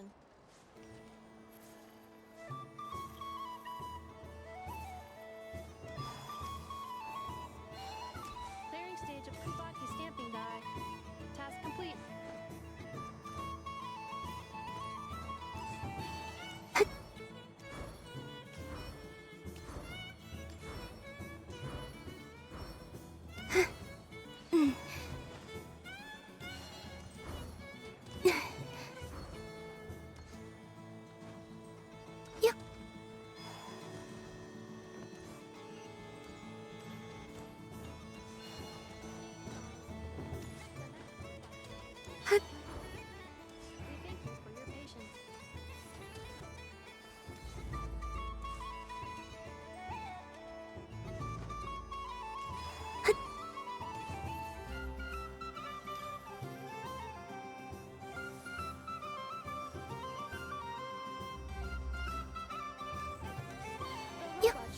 shall begin.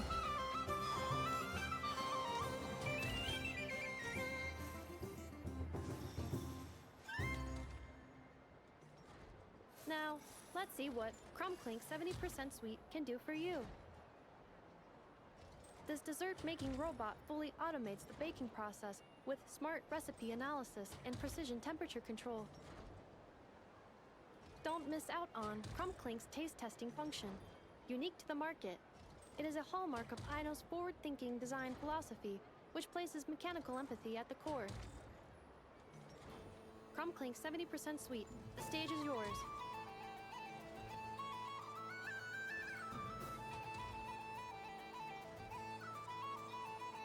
Now that's what I call true power.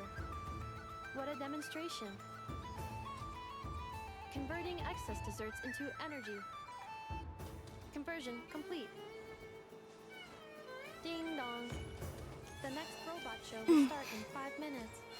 We thank you for your patience.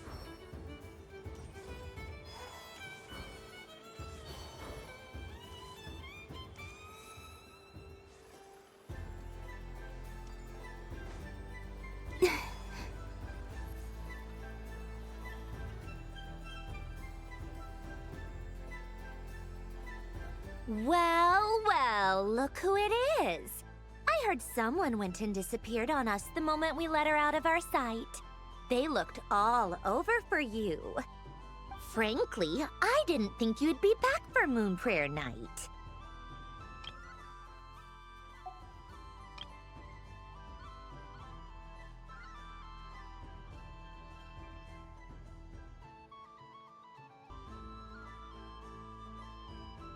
Were you worried about me, Sandrone?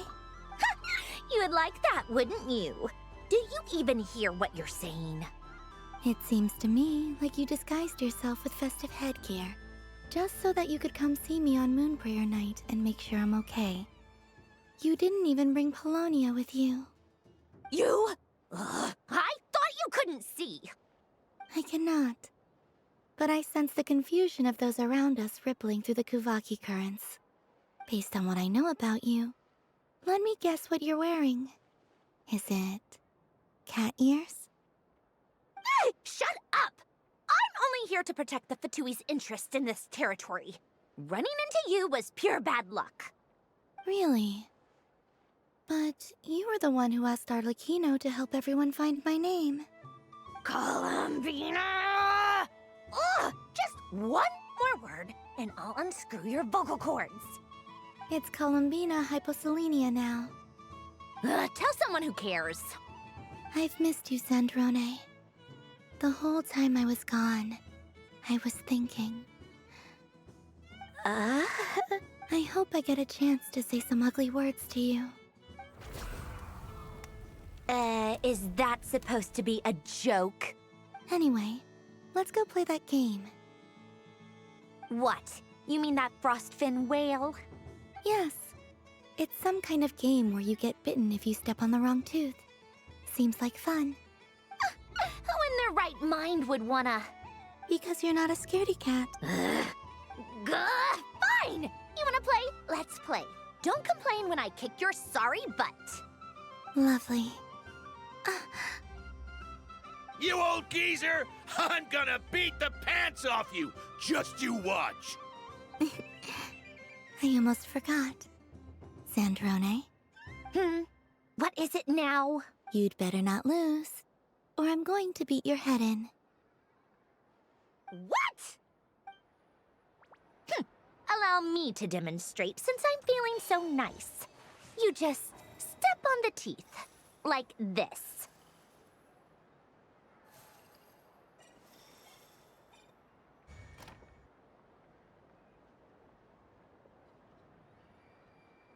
Which should I pick? I'm getting a bad feeling from this one. Sensing Kuvaki doesn't count as cheating, right? Your turn, Sandrone.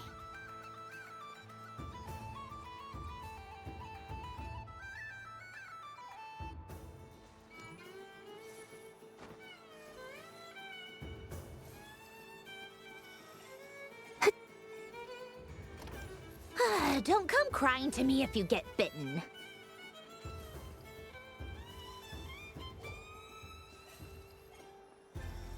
There are less and less teeth remaining.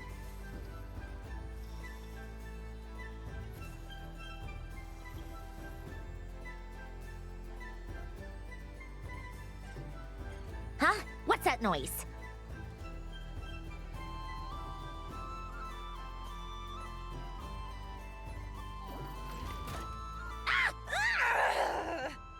I think you might have picked a bad tooth, Sandrone. Shut it! Do you need any help? It seems like you're stuck. No! It's just a blasted toy! How is its grip this strong? Stop laughing! All right. Well, you lost. So just like I promised. Hey! What are you doing? Are you seriously? Hiya!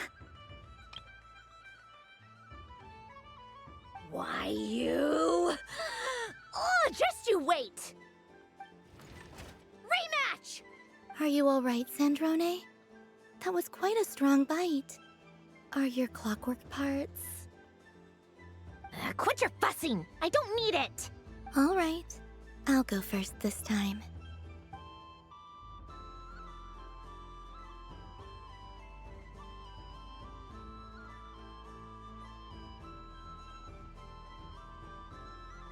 I see it now. She can sense which teeth are rigged. So I just need to avoid the same ones that she does.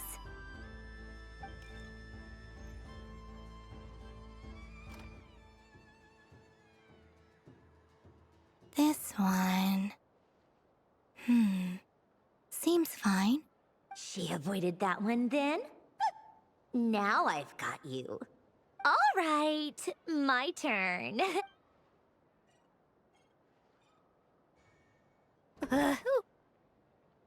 What?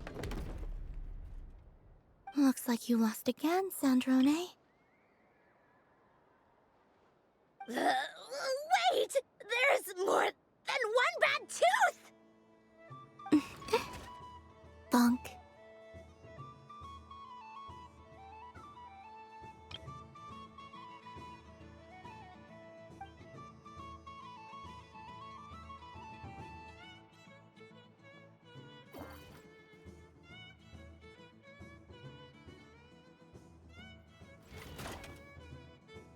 Stupid game! What idiot came up with this?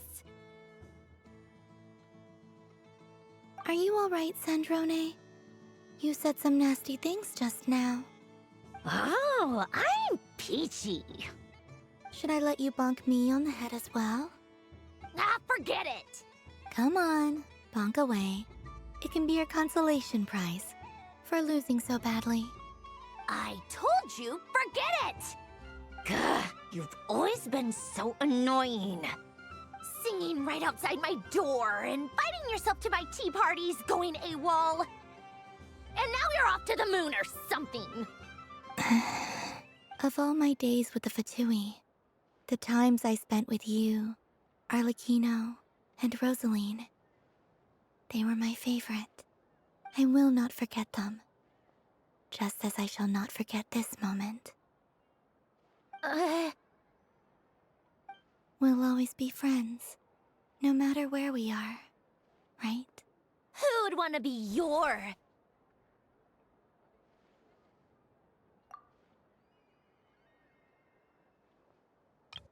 I'll miss you, Sandrone.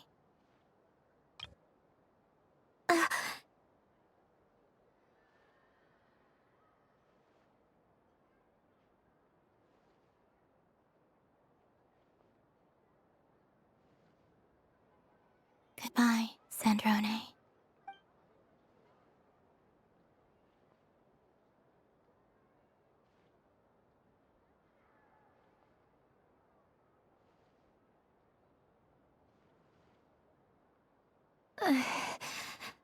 I'll miss you too, Columbina. What was that? Ah! Ah! Yeesh! No need to freak out. What's wrong? We've been looking everywhere for you. What do you want? Oh, nice ears. What do you want?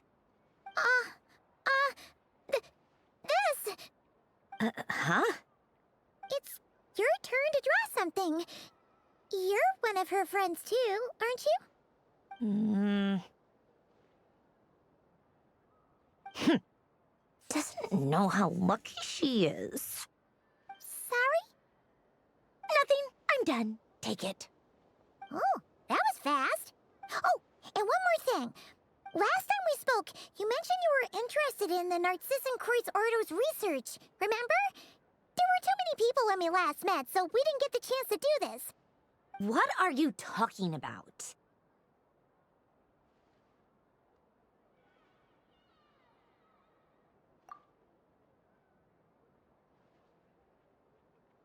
This is...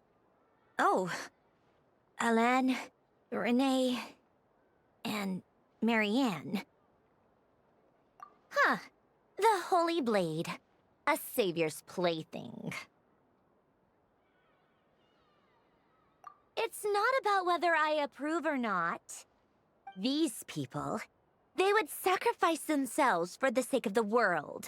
Especially Alain Guillotin and Renee. That is something I would never choose to do. Still, I didn't know they had any pictures left from that time. If I'd have thought to bring a camera, I'd have... What? Yeah, of you being bitten by the frostfin whale and Columbina bonking you on the head. Tear it up! Now!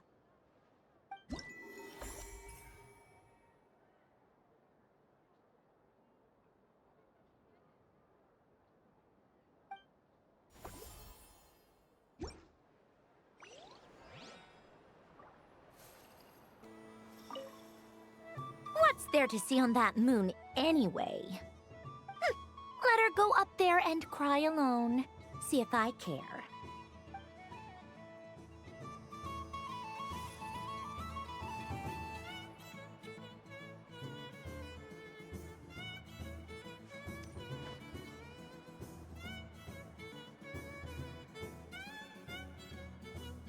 What is going on over here?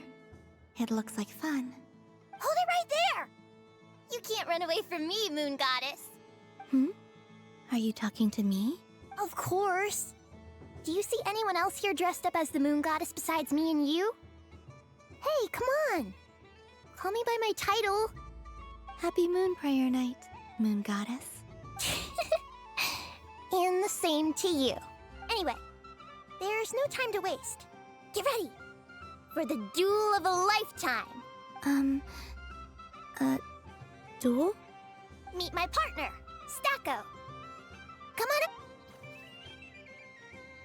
Well, don't just stand there. Let's see your partner. Partner?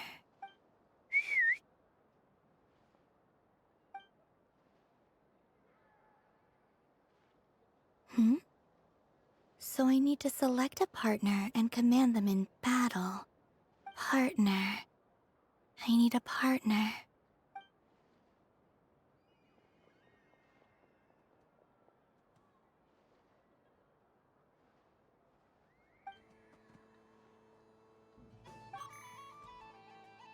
Whoa! Am I seeing things? Where'd you get a Kuhenki? They're super rare. That's great. But you can only bring one partner to battle against me and Stacko. No ganging up allowed. They all look so eager to be picked. Which one should I choose?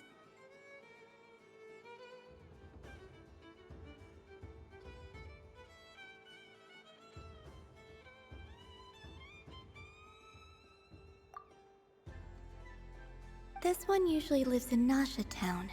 She likes falling asleep to the sound of striking hammers. And I bet she's quite familiar with robots' weak spots. They all look so eager to be picked. This deer came to celebrate the festival with the Frost Moon Scions. It wants to help me with its antlers. They are its pride and joy. They all look so eager to be picked. I'm not sure what this bot is trying to say, but it seems very happy. That bow. Does it want to dress up as the moon goddess too?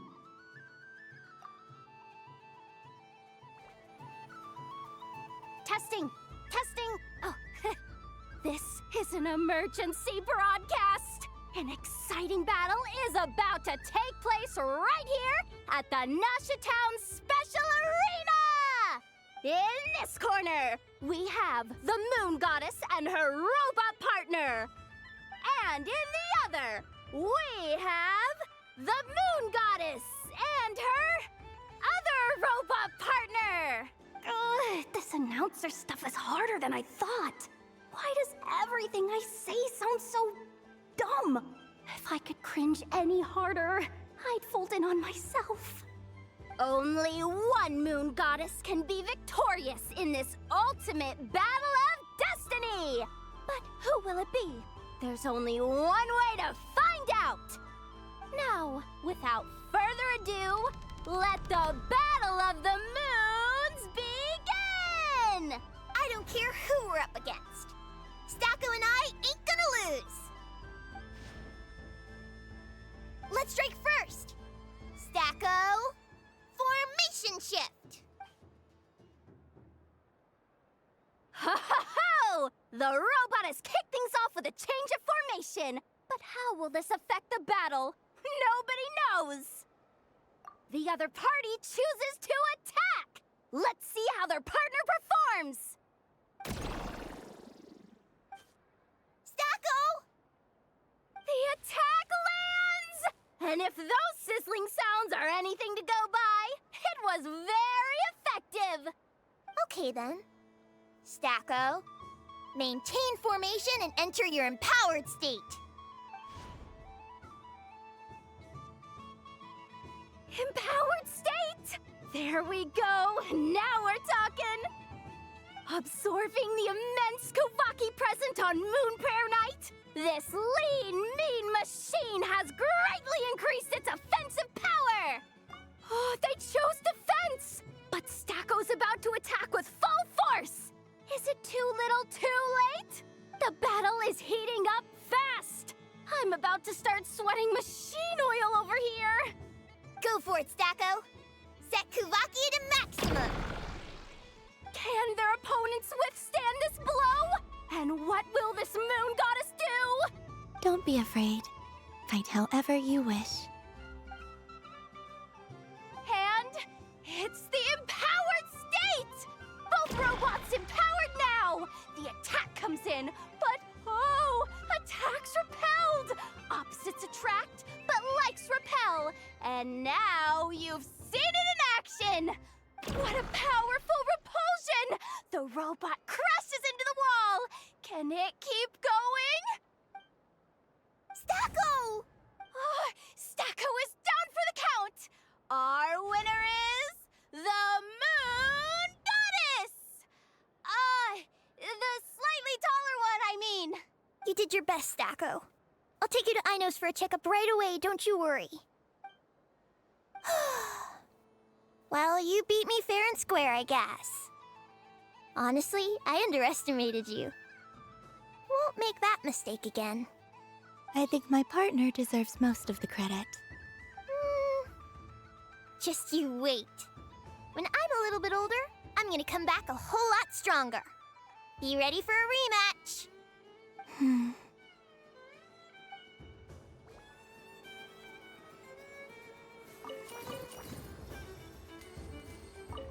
gonna come back a whole lot stronger. Be ready for a rematch.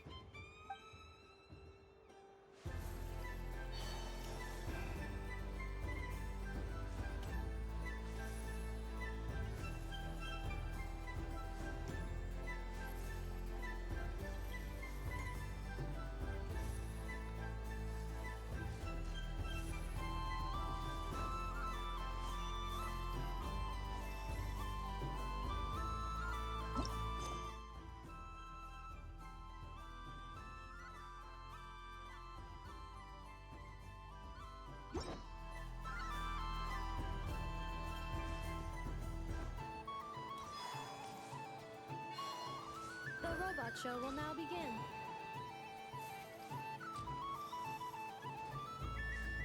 Now showcasing Zip-Zap Spybot number 1. This stealth robot boasts silent propulsion and low center of gravity stabilization technology, enabling rapid infiltration into high-risk environments. For obstacle removal on a large scale, it represents an upgrade from more traditional cleaning units. However, it is not recommended for bedroom use as the spinning circular saw may cause damage to furniture. Over to you, Zip-Zap Spybot number 1. Now that's what I call true power. What a demonstration! Activating Kuvaki acceleration field. Activation complete. Ding dong. The next robot show is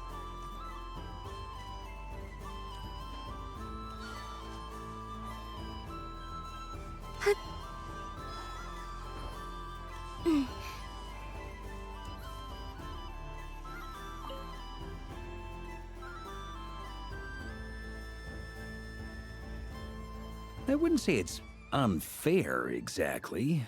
I mean, your voice goes right into people's heads. How would you explain that to the kids?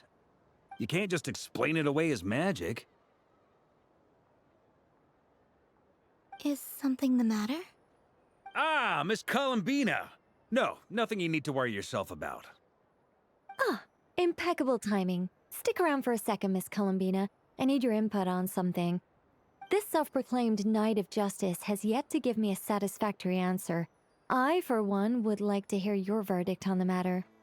Hey, now, I left the flagship just to help you out, Miss Nicole. What's going on?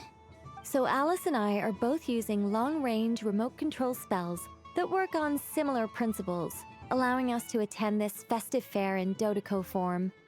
Sorry, let me backtrack a little. While similar, there are some key differences.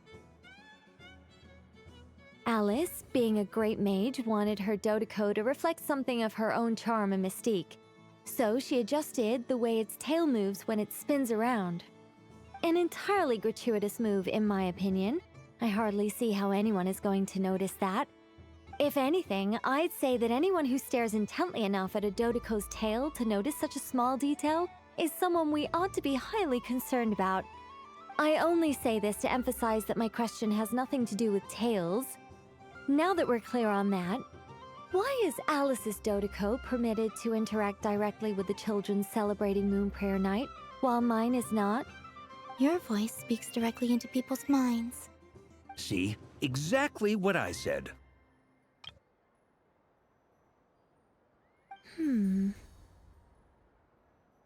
Miss Nicole?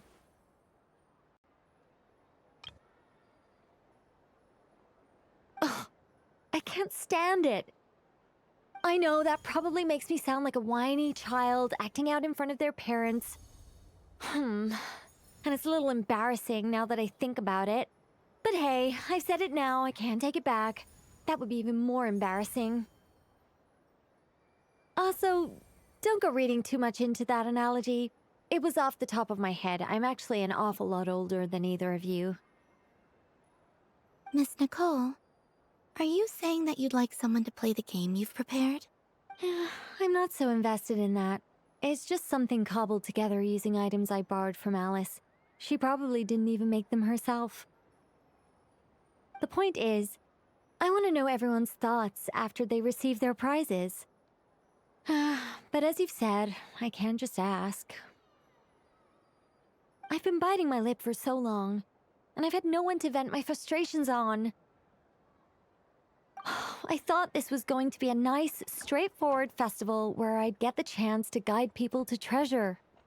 Well, can I play? I can't guarantee that I'll win a prize, but... You will?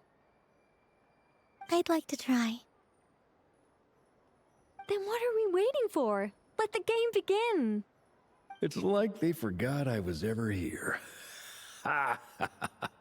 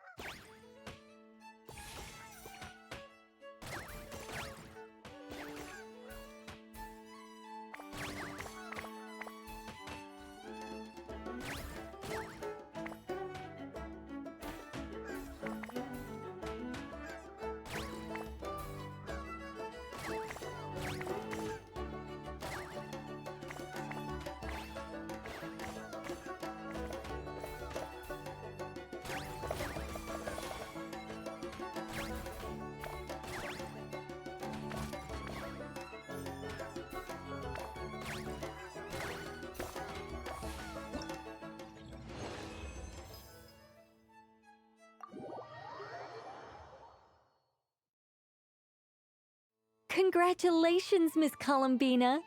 With your great wisdom, you have overcome every obstacle in your path and conquered the great challenge posed to you by fate. Fate? Well, something to that effect. If you'd prefer something more poetic, it could be the icy winds or the dawn. Anything you like, really. You could even go with the challenge posed to you by Dodeko, if that's what you're into. Anyway, you can take or leave my suggestions. Moving on. All my hopes are now resting on this. Can I open it now? Stop teasing me. Please, I'm begging you. No more talk. Just open it. Wow. What a lovely sculpture. Classic and cute at the same time. Thank you, Miss Nicole. I'll always treasure it. Ah, there we go. Music to my ears. You have my sincerest gratitude, Miss Columbina. Thank you for sharing your precious time with me and fulfilling my wish. Don't mention it. You've all done much to help me. And still, I'm the one receiving all these gifts.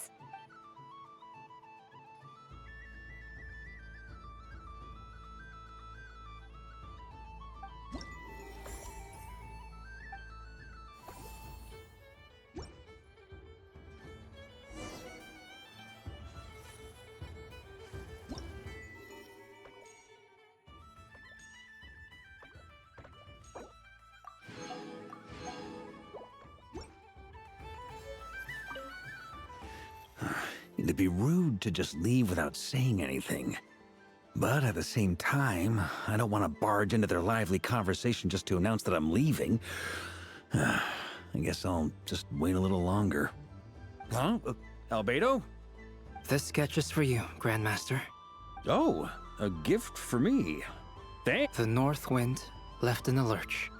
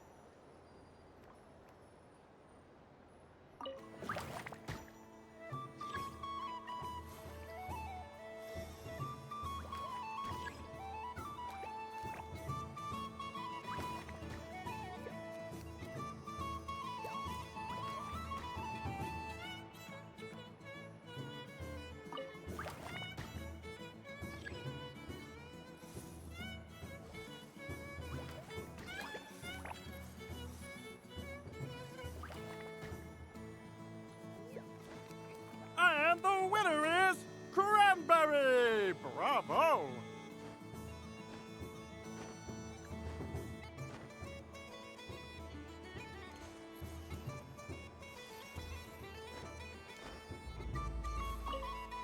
It's a pity that my good... If he could have been here...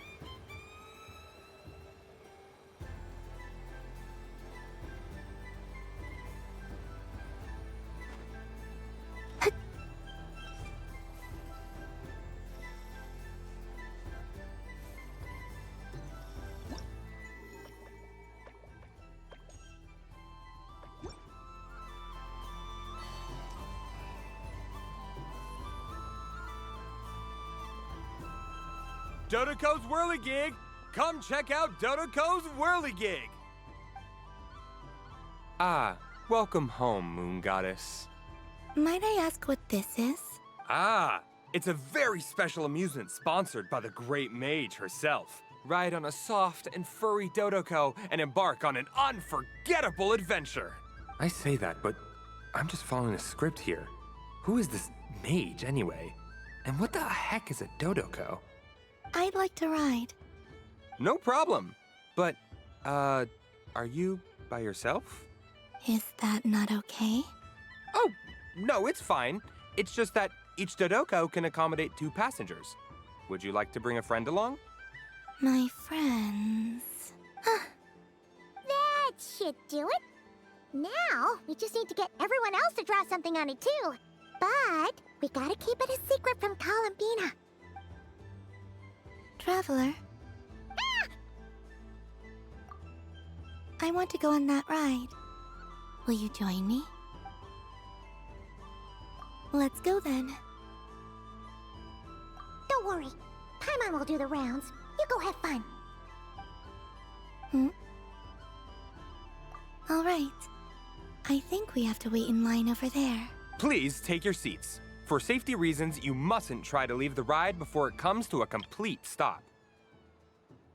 All right, you're all set. I wish you both a wonderful journey.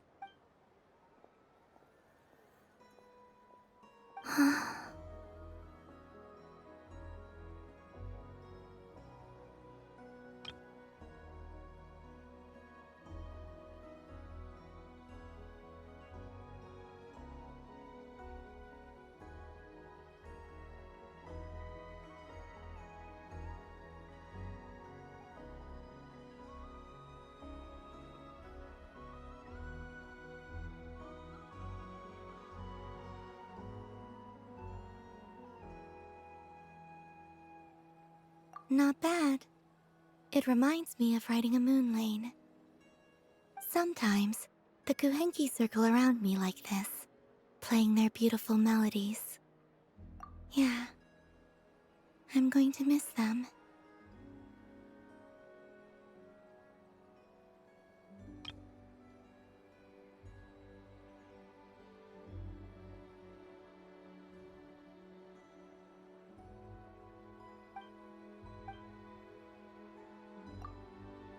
It does. I've felt scared in the past, too. But this is a little different. You know something? I got to see a lot of fascinating things during my disappearance. I saw how the Frost Moon Scions act around their families. So different than how they used to act in my presence. And I also saw how they interact with their friends. It made me curious at first. Why do people act so sincere when they're worshipping gods, but save their truest, warmest feelings for each other? Slowly, I came to realize that it's because they trust one another. They know, deep down, that they'll be accepted for who they are. All of it. I know. I knew it the moment you started calling out my name. What I fear now is the end. I fear losing all this the very night I have gained it.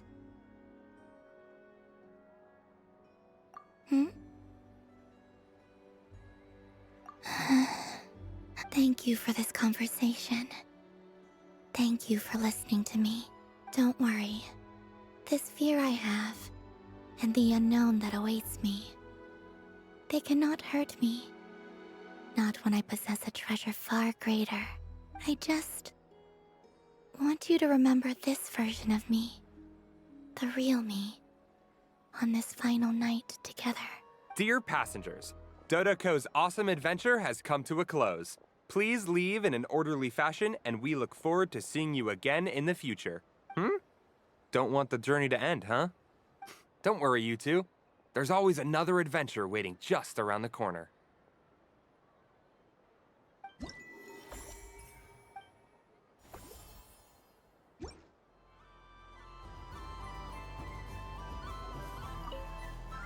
Dodoko's Whirligig. Come ride on a soft and furry Dodoko. Of course, Moon Goddess. This way, please.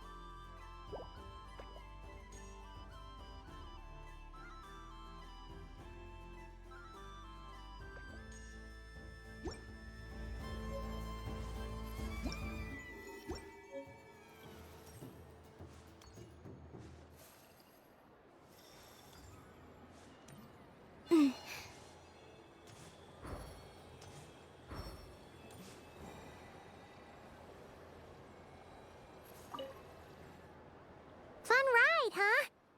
You and Columbina looked pretty sad to leave. This isn't gonna make Paimon dizzy, is it?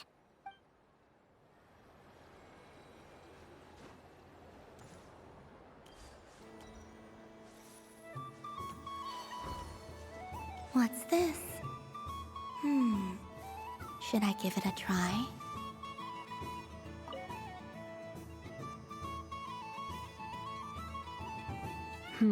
I don't have enough data.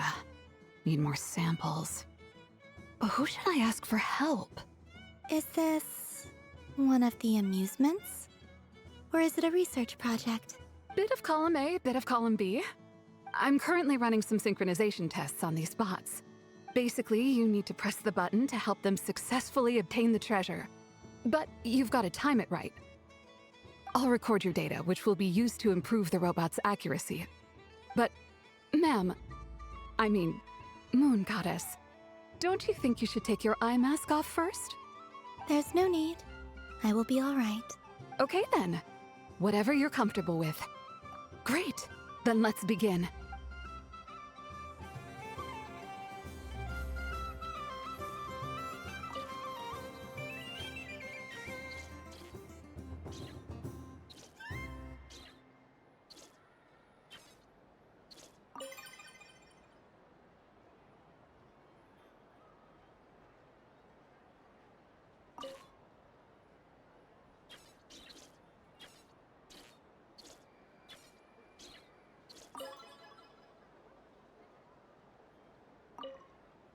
Would you like to try again? I'll record your data, which will be used to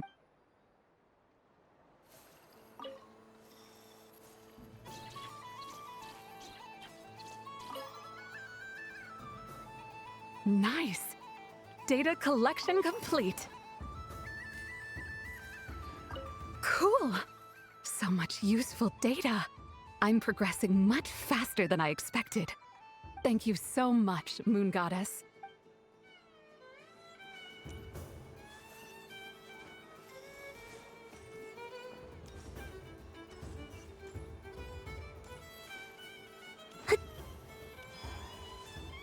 Ding dong. The next robot show will start in 5 minutes. We thank you for your patience.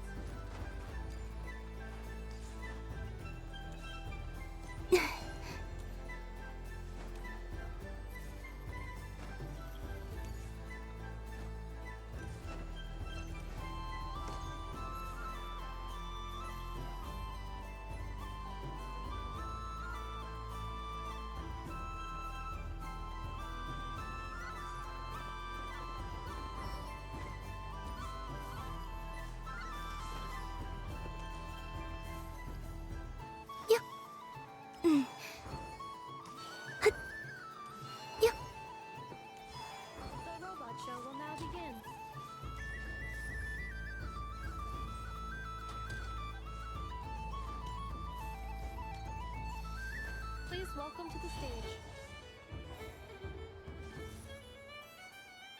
Moon Prayer Candy! Beautiful, tasty Moon Prayer Candy! Buy a whole box, share it with your friends and family! Candy? To share? I wonder what flavors everyone would like. Welcome home, Moon Goddess. Fancy a box of Moon Prayer Candy? Sure. I knew you would. Now, what flavor would you like? I'm not sure. What flavors do you have? Is this for yourself or as a gift? A gift for my friends. Ah, I see. In that case, I'd recommend apple, lockaberry, or midsummerberry. Those are the most popular. Do you have nocturnal blossom flavor? Huh. I've seen couples give those as gifts before, but I did not know they were edible. No? Okay then. Moonfall silver? You did say this was for friends, right? Maybe smetana then. Hey, now that's a creative idea! I've never tried it before, but if you're happy to wait, I can see about whipping up a batch on the spot. While we're at it, you got any other ideas?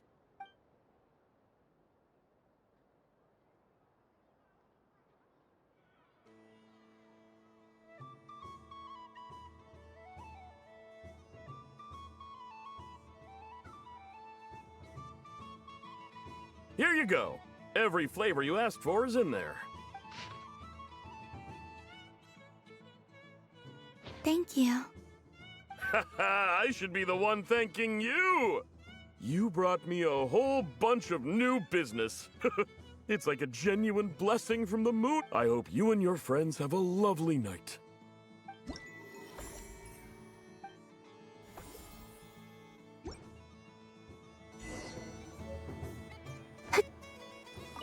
Assorted Moon Prayer Candy! All your favorite flavors in a box! All right, kids, just line up over here.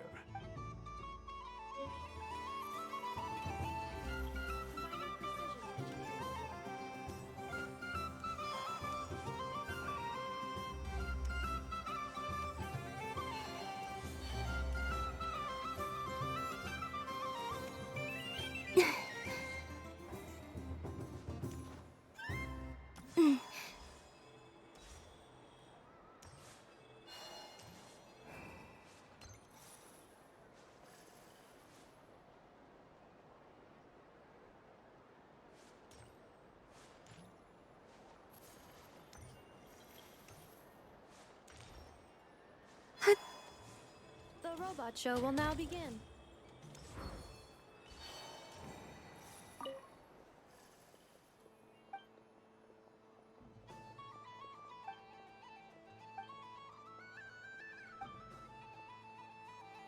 Combining precision engineering.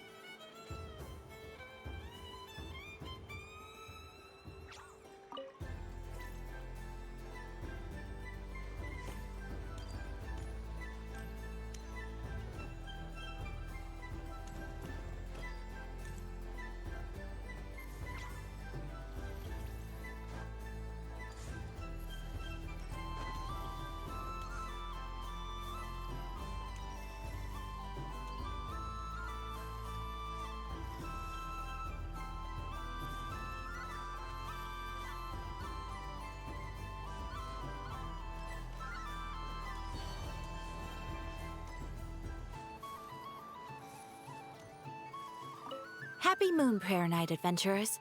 May you have a lovely evening.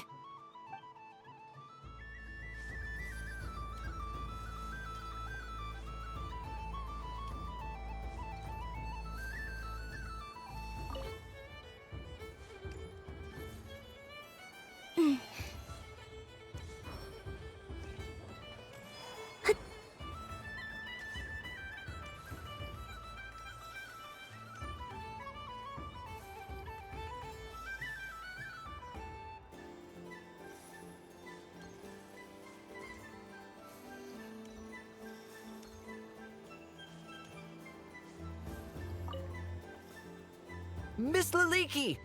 A kitten's been following you all this time. Oh, so it has.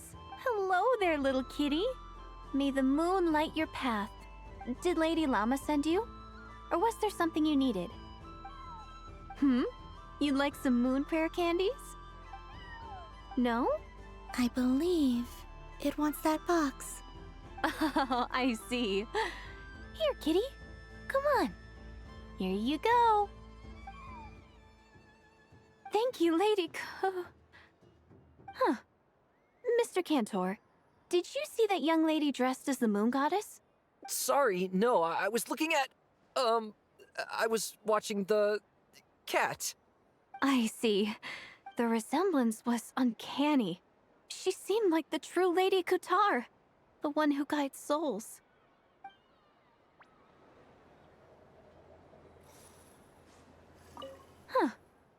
Mr. Sorry, no... I see. The resemblance...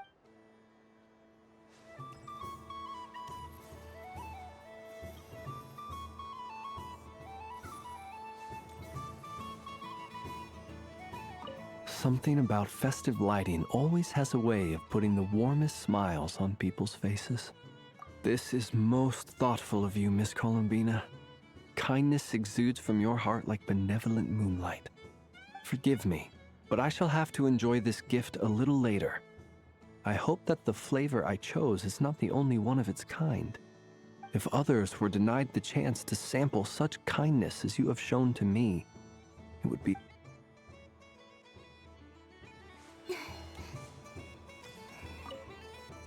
Yes.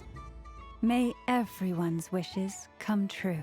Why, thank you. Don't mind if I do. Oh, my. It's so sweet. I'm so accustomed to plain, simple meals that this sweet treat is quite a shock to the senses. But I savor this moment in its entirety because it tastes like true friendship.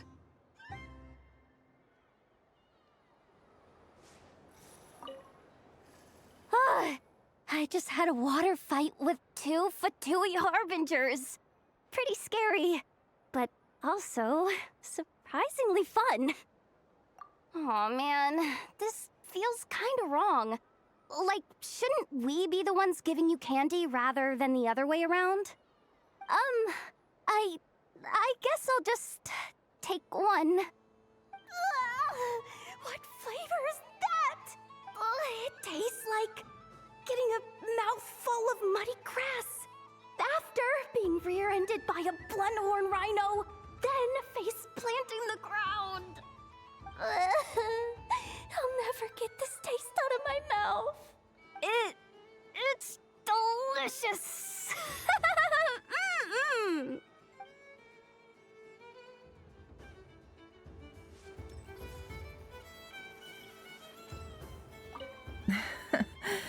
That was fun. Oh, a gift? You shouldn't have, Miss Columbina.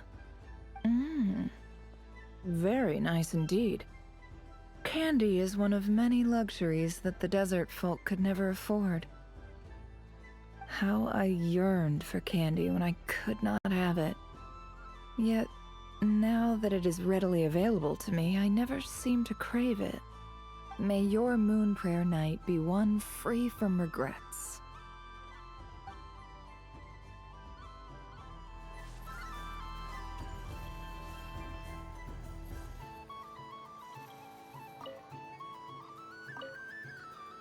I've seen Lenny and the other children play this game before. Candy. Would you mind if I took a handful extra? I'm sure the children will enjoy them. I must say, Columbina, you really have changed. You never used to show this much consideration for other people, even when prompted. I'm sure Sandrone would agree when I say, I like the present version of you better.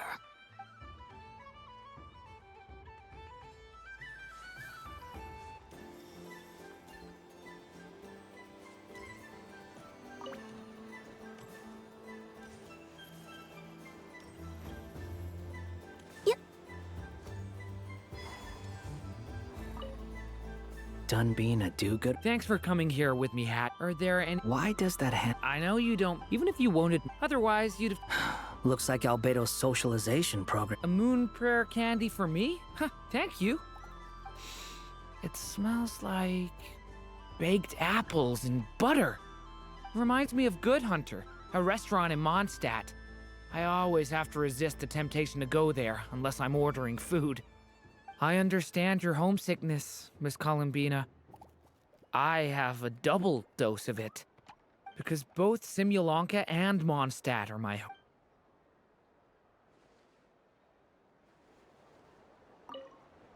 Done being a— Thanks for coming. Are there any— Why does that hamster— I know you don't— even if you wanted— otherwise you'd— Looks like Albedo's socialization. I thought you'd actually spend your precious time doing something more worthwhile. Everyone has to take one? Well, fine. I'll take mine.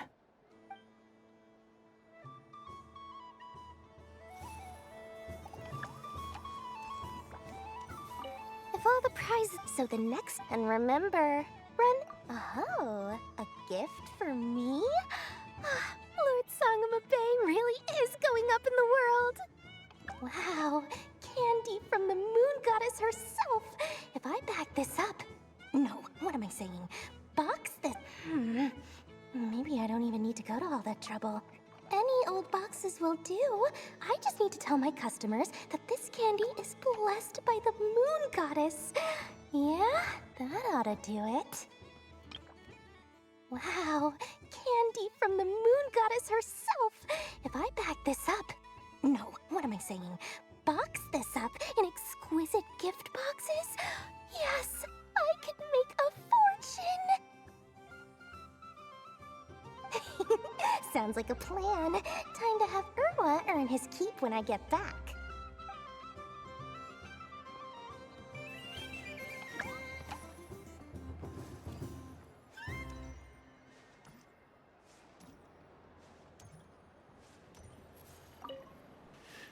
Huh?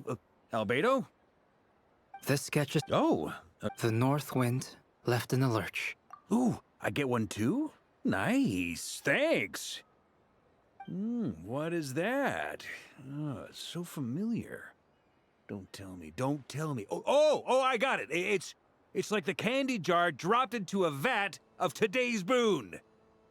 Seems I'm a proud recipient of today's Feast of the Moon, huh?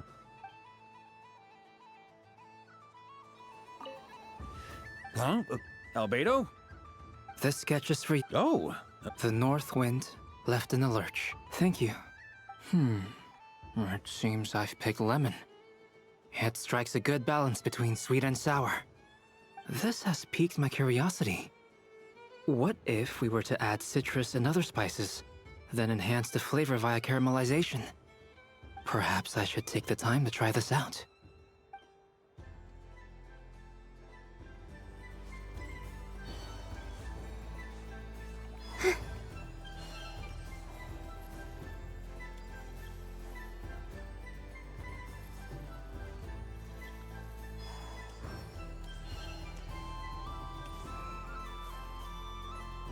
What's there to see on that moon anyway? Let her go up there and you're giving me candy? That isn't like you. This had better not— coffee flavor? I thought you hated coffee. It's extra strong too. You didn't do all this just for me, did you? You're giving me candy? That isn't like you. This had better not be some weird prank. Hey! Don't take it away! I never said I didn't want it. I mean, you can't unmake the candy now.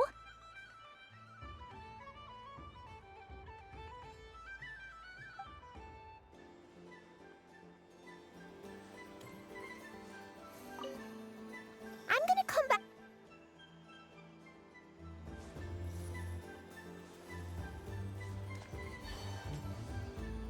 The robot show will now begin.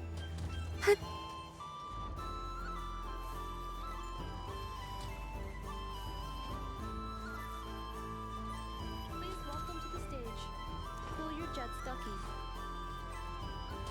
Combining precision engineering with water cooling technology, this high-performance sprinkler fires powerful, controlled balls of water for up to 14 seconds at a time,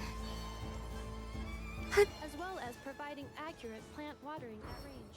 It can also be used to clean those tough-to-reach areas of the house that Aino cannot get to, no matter how high she jumps. Show us what you can do, Cool Your Jet Stucky. Now that's what I call true power. What a demonstration.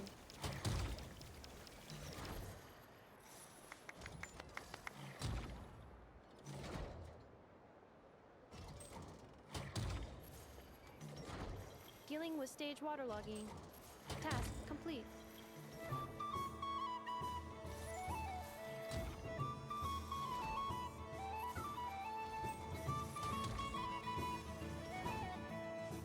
Ding dong. The next robot show. I'm never playing Ooh, moon prayer candy. Sweet. Is it okay if I grab a whole bunch? Psst, Columbina, turn around. Use your huge cloak to block Enougha's vision. Yum! Oh, this one's even yummier. Ugh, the flavors are blending in my mouth. Ew! The robot show will now begin.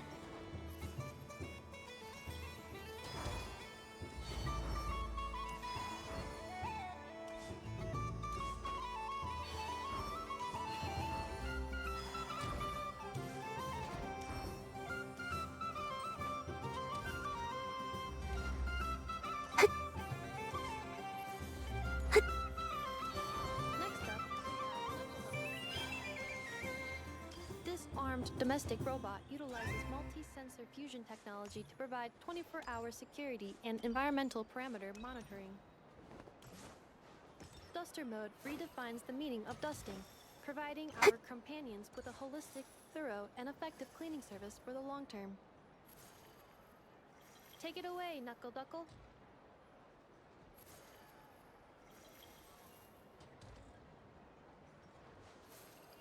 Now that's what I call true power. What a demonstration.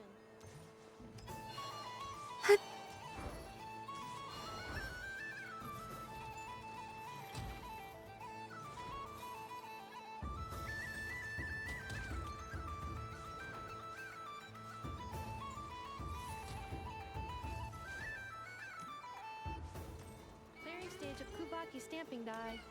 Task complete.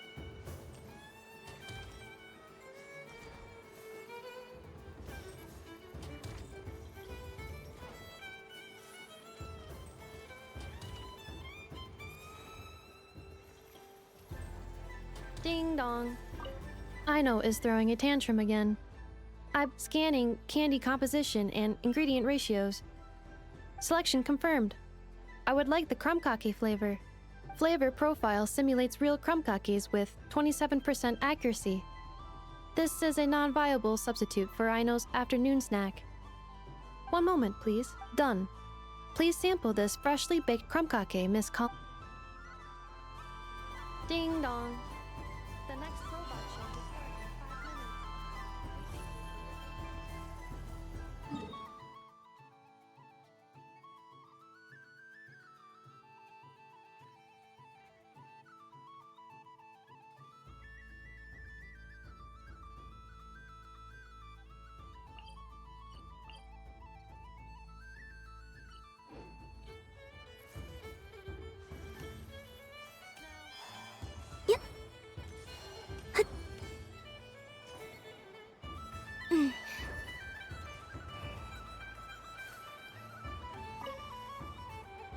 Traveler. Hey there, Columbina!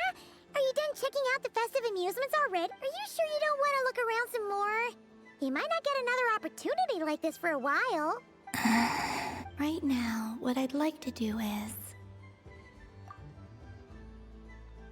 Oh! Candy for us? Thanks a bunch, Columbina! Don't mind if we do! Whoa! This one's intense! But it's so tasty! What about you, Traveler? How does yours taste? Oh, sounds good! I'm on drooling now! candies in the box? Yes, I believe so. Okay, gotcha. Let's see. Sure. This one, and yep, this one looks right too. Okay, that's 3. Here we go. 1 per person. It's so sweet.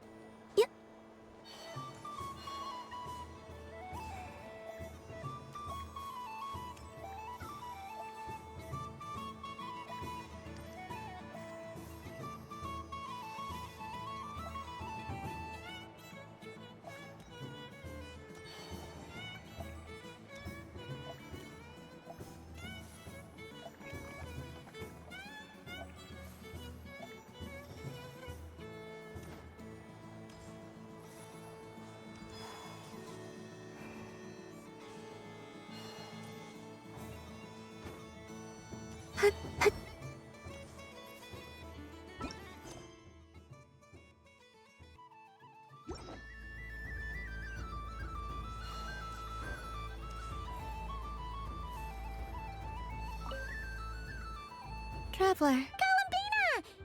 Finished with the festival? Really? You're sure you don't want to have a little more fun out there? Yes, I am sure.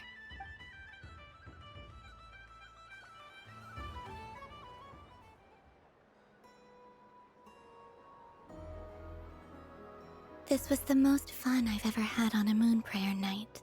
Everywhere I went, people were saying, "Welcome home," and there were friends at every turn.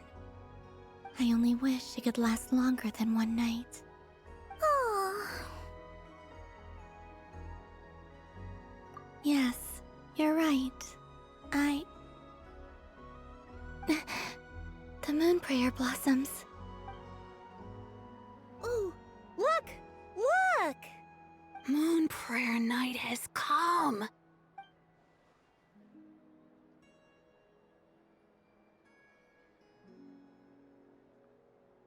The moon. It's so beautiful. Happy Moon Prayer Night, dear. Happy moon prayer night.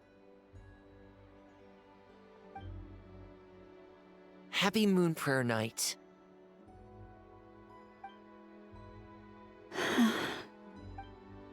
Aww. Huh.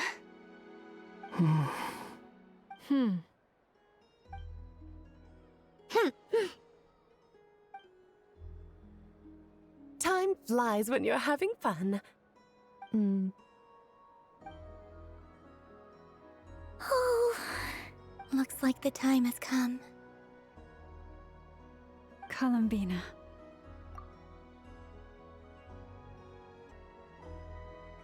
You're heading off, then? Yes, to the ruins you mentioned. And from there, back home to the moon. Wait! I know? At least... Take one of our craft shop's crumb cookies up to the moon with you. You know, for a snack. Sure. Why not? The Curatorium of Secrets believes in proper farewells. No story should be left without a satisfactory endnote. Never. Farewells are an important affair for the Ratniki, too. We never know when we might meet again. Ha-ha! And here I thought grand farewells wouldn't suit tonight's mood. But I suppose friendly passion is not to be stopped, eh? We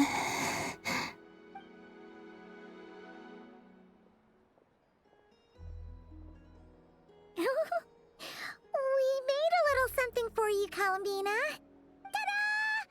What is it? A Moon Prayer Night greeting card with drawings by all of your friends.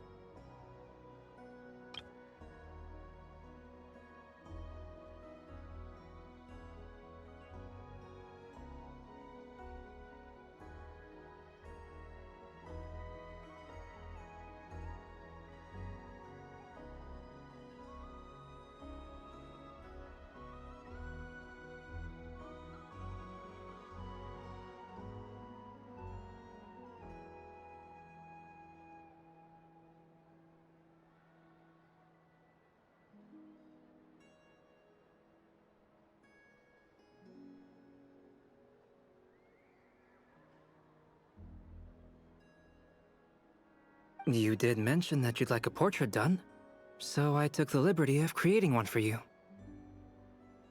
I, meanwhile, did the portrait of Mr. Albedo, and Mr. Varka did the same for me. I mean, I think my work was pretty true to life, don't you think? The picture of Ashfru was my doing.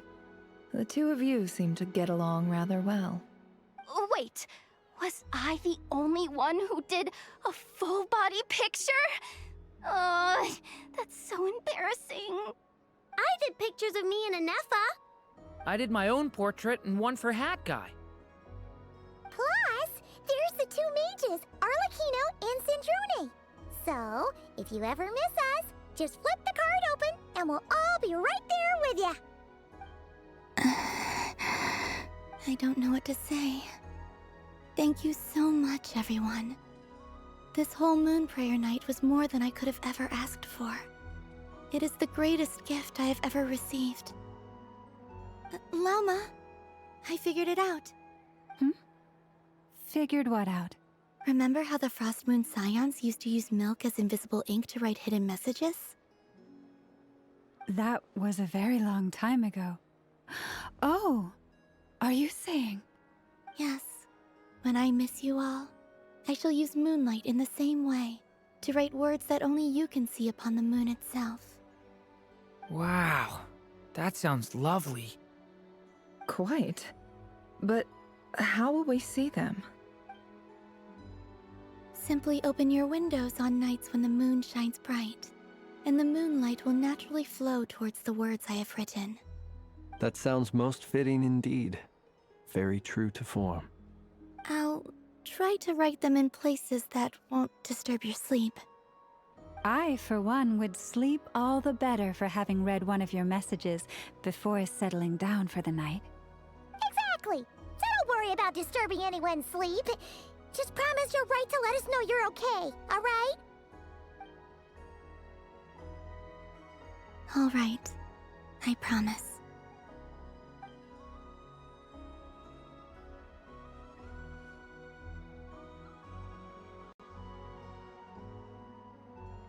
In that case, Columbina. I'm ready. Very well. Let's go.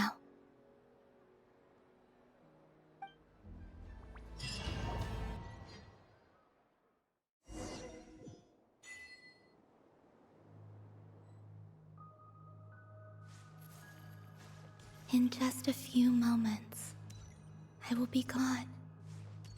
I still don't know what to expect on the moon.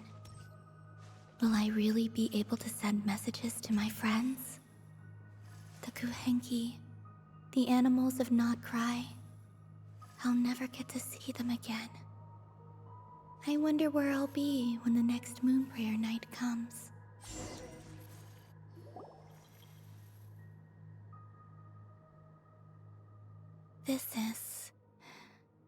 This is where the people of Hyperborea used to communicate with the moons.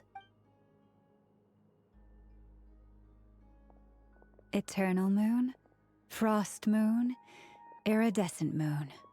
When the power of all three converge, the gate to the moons shall open. Moon marrow preparations are complete. Only the final step remains. I'm sure Nasha Town is livelier than ever at this moment. Yeah, it's a shame you couldn't be there for it, but it's now or never, right? It's fine. I'm more than happy with this. My last piece of luggage. My only piece of luggage.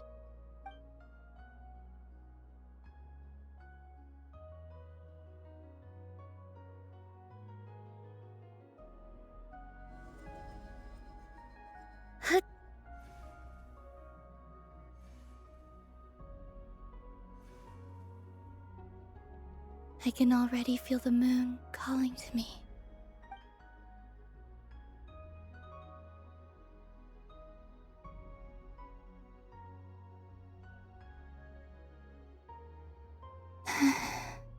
Your home lies on the far side of this light, Columbina. From now on, we will at last have a reason to pray to the true moon. Columbina. Yes? I'm listening. Be sure to come back and see us when you get the chance.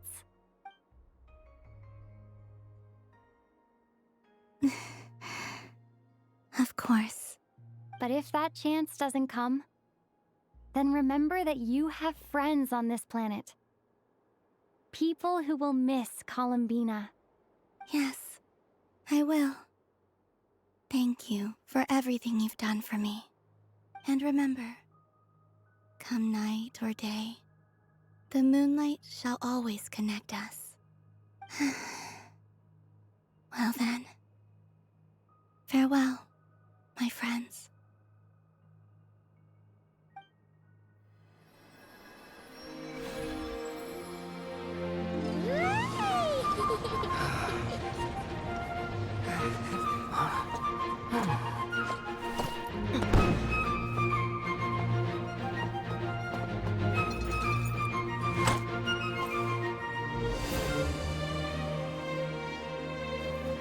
Thank you. This was my happiest night in Tevat.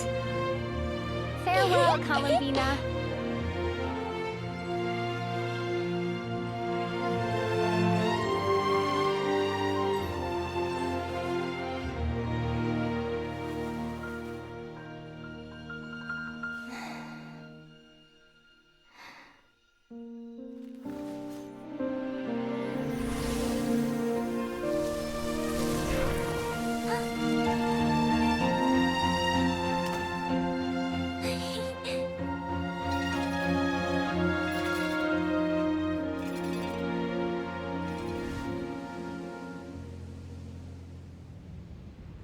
The moon really is closer than ever tonight.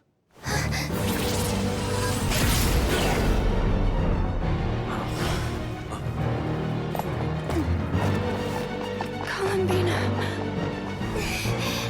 All 3 moons in one place. Time for one final experiment. Reason, life, death, time and space. They all believed I would fail.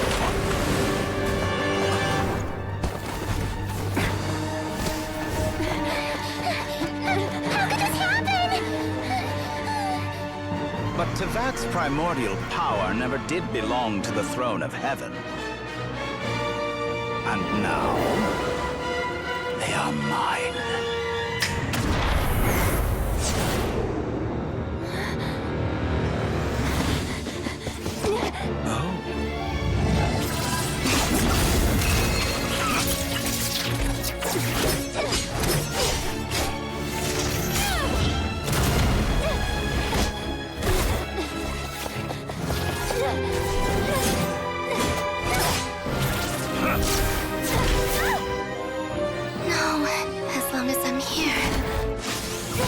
Is free to wield the 3 moons' power.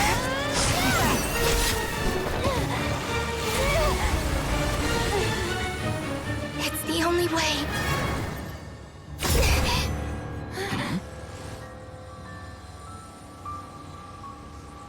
I guess I won't be going home today. Columbina!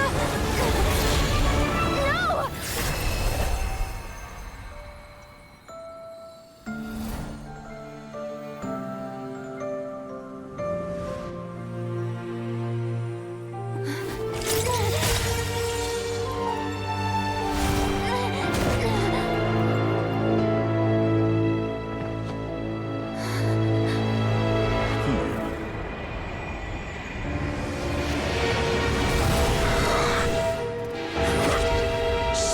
World, do not try to control me.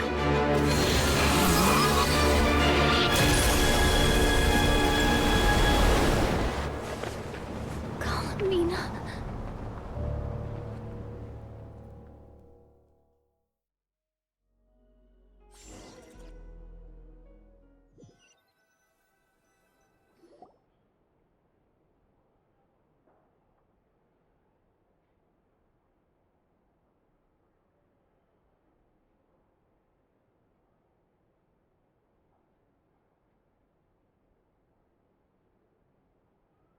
Are you all right?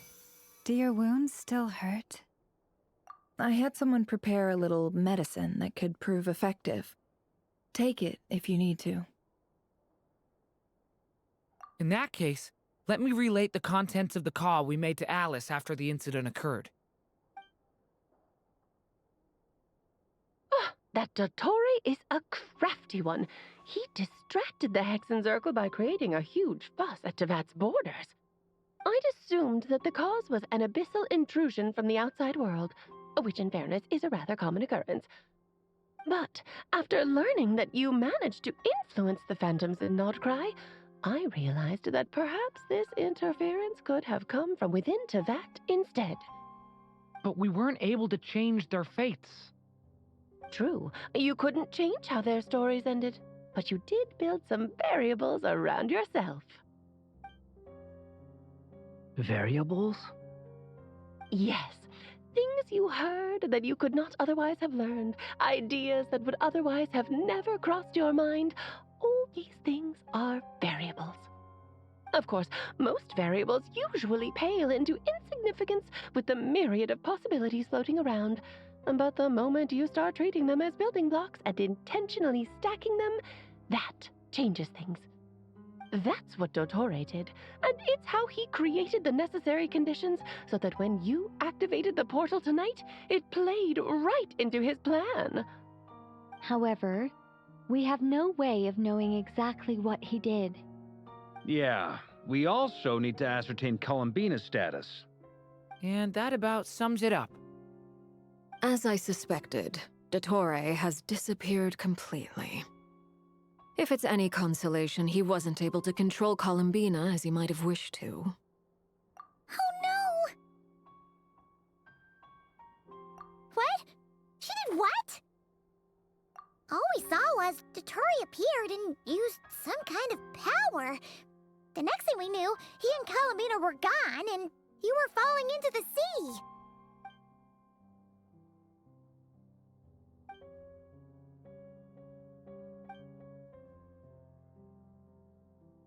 So, Columbina intentionally opened the Moon Gate and escaped into the same mysterious world as Rerir and Thalindis. Sounds like bad news.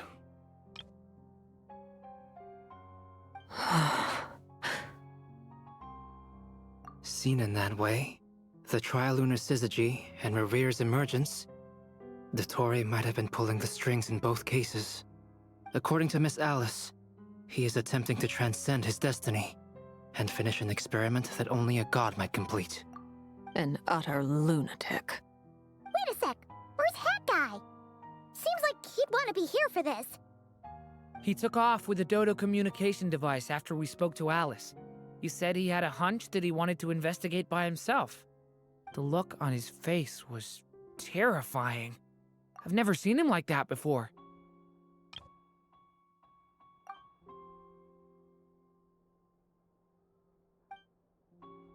I'm back. Hat Guy! I went to look for the Hyperborean phantoms again. I think I've gotten to the bottom of it. I got them to talk to Nicole on the other end of the communications line.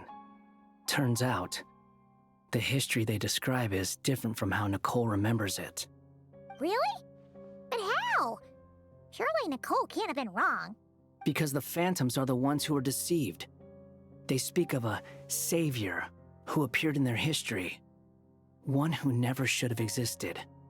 This savior promised to create a new moon within the false sky, and even bring back their moon goddesses. Foolishly, they believed in him, and told him everything he wanted to know about the moons. It's obvious that this was Dottore's doing. Now you mention it, the first time we entered the Hyperborean ruins, we heard the phantoms discussing their history, and I remember Nicole commenting that something sounded a little strange. But Dottore shouldn't have been able to get in there in the first place. He didn't. Nicole said that this was an anomalous state triggered by disruptions in the causal connections between phantoms from the same era. The variables that Dottore put in place were substantial enough that they even affected phantoms that he never met. So it's not that their memories were unclear. They'd been tampered with. That's exactly the possibility Dottore was trying to manufacture. He turned these variables into knowledge and engineered the situation so all that knowledge would fall into his hands. Then, he harnessed that knowledge on Moon Prayer Night to truly create a false moon. How is that even possible? To be precise, he exploited a weakness in the way the spell works. The spell senses Kuvaki to detect the moon's location.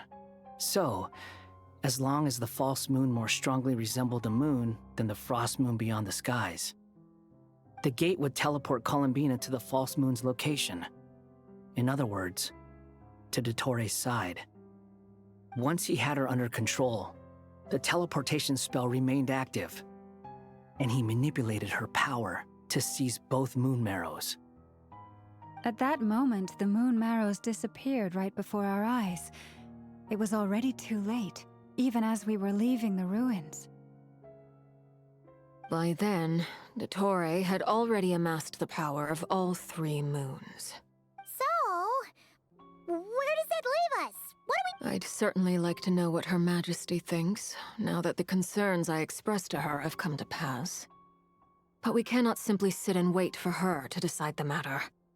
And in any case, it is not the Fatui Harbinger Damselette who sees us as her friends, but rather Columbina Hyposelenia.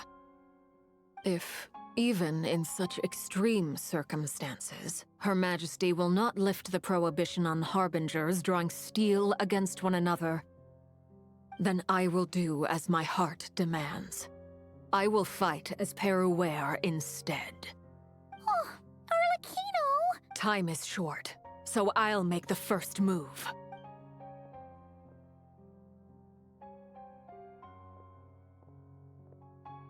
Whew.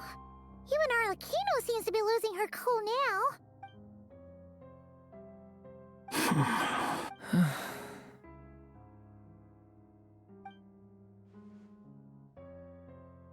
All right. Lose those dejected looks for a moment and let me get a word in. It looks bad, I won't lie. Very bad, in fact. So Dottore's pulled some real dirty tricks to gain the upper hand. For now. And yeah, it's to the point where even the mages say that his variables have affected destiny. I'm not so sure, though. Many have told me that Tevat's destiny is fixed, and that does appear to be the case. Well, what makes Dottore so sure he'll be the exception? And since he was able to stack these variables up, who's to say we can't do the same? You of all people should not be discouraged, traveler from afar. This isn't over yet. And you're not alone in that. Everyone here does, whether they've spoken thus far or not. But none of us are the type to sit back and wait for the sun to shine again. That's exactly how a knight should roll. If they knock you down, you get back up and get back in it. Don't forget, Honorary Knight, you're a legitimate member of Mondstadt too. Fark is right. This is far from over. Dottore's already way overdue a butt-kicking given his past shenanigans. And after this, he's earned himself a double dose. That's what I'm talking about. How's everyone else feeling? I'll use Kuvaki to investigate Columbina's whereabouts. I am not ready to give up either. Leave the intel gathering to me. Whatever happens within Nodcry's borders, when the Curatorium of Secrets wants to be in the know, we always find a way. Aino and I will do all we can to support you. We will attempt to reverse engineer Dottore's actions and seek a breakthrough that way. Alice and Nicole are busy dealing with an emergency at Tevat's borders, so they can't return just yet. But they're both very angry about this. They've asked Albedo and me to act on the Hexen Circle's behalf and do everything in our power to fight back against Dottore. Are you ready then? We're going to have to conduct a lot of research, even in the early stages. I'll do my best. As for me, I'm pretty familiar with Dottore's way of doing things, so I can try to predict his next move. Nice! Looks like we have our basic division of labor. I'll get in touch with Flint's and Itlua, get them to have a chat with their Starshiner. It couldn't hurt to bring the Lightkeepers on board as well. At the same time, I'll pass on instructions to the knights present in Nodcry to assist the Lightkeepers and other organizations in ensuring the safety of those living here. Yeah! We'll show him! That's it then. Good luck, everyone.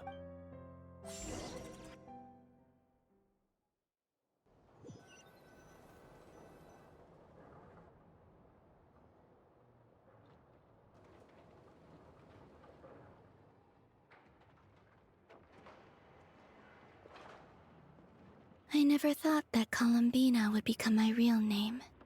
It went from being a Fatui code name to something my friends call me. And remember, come night or day, the moonlight shall always connect us.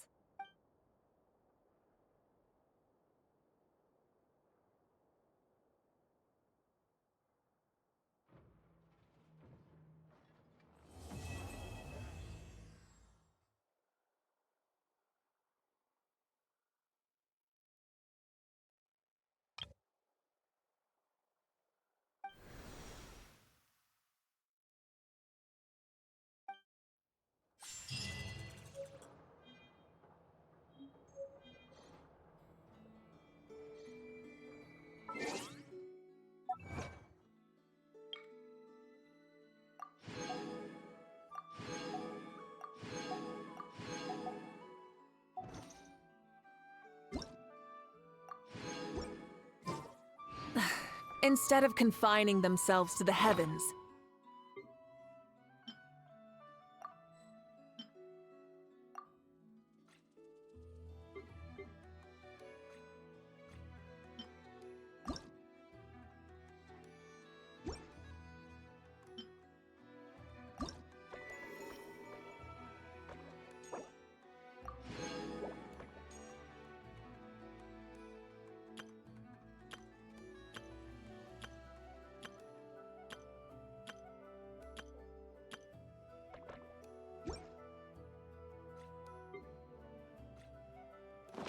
God should broaden their horizons in the world below.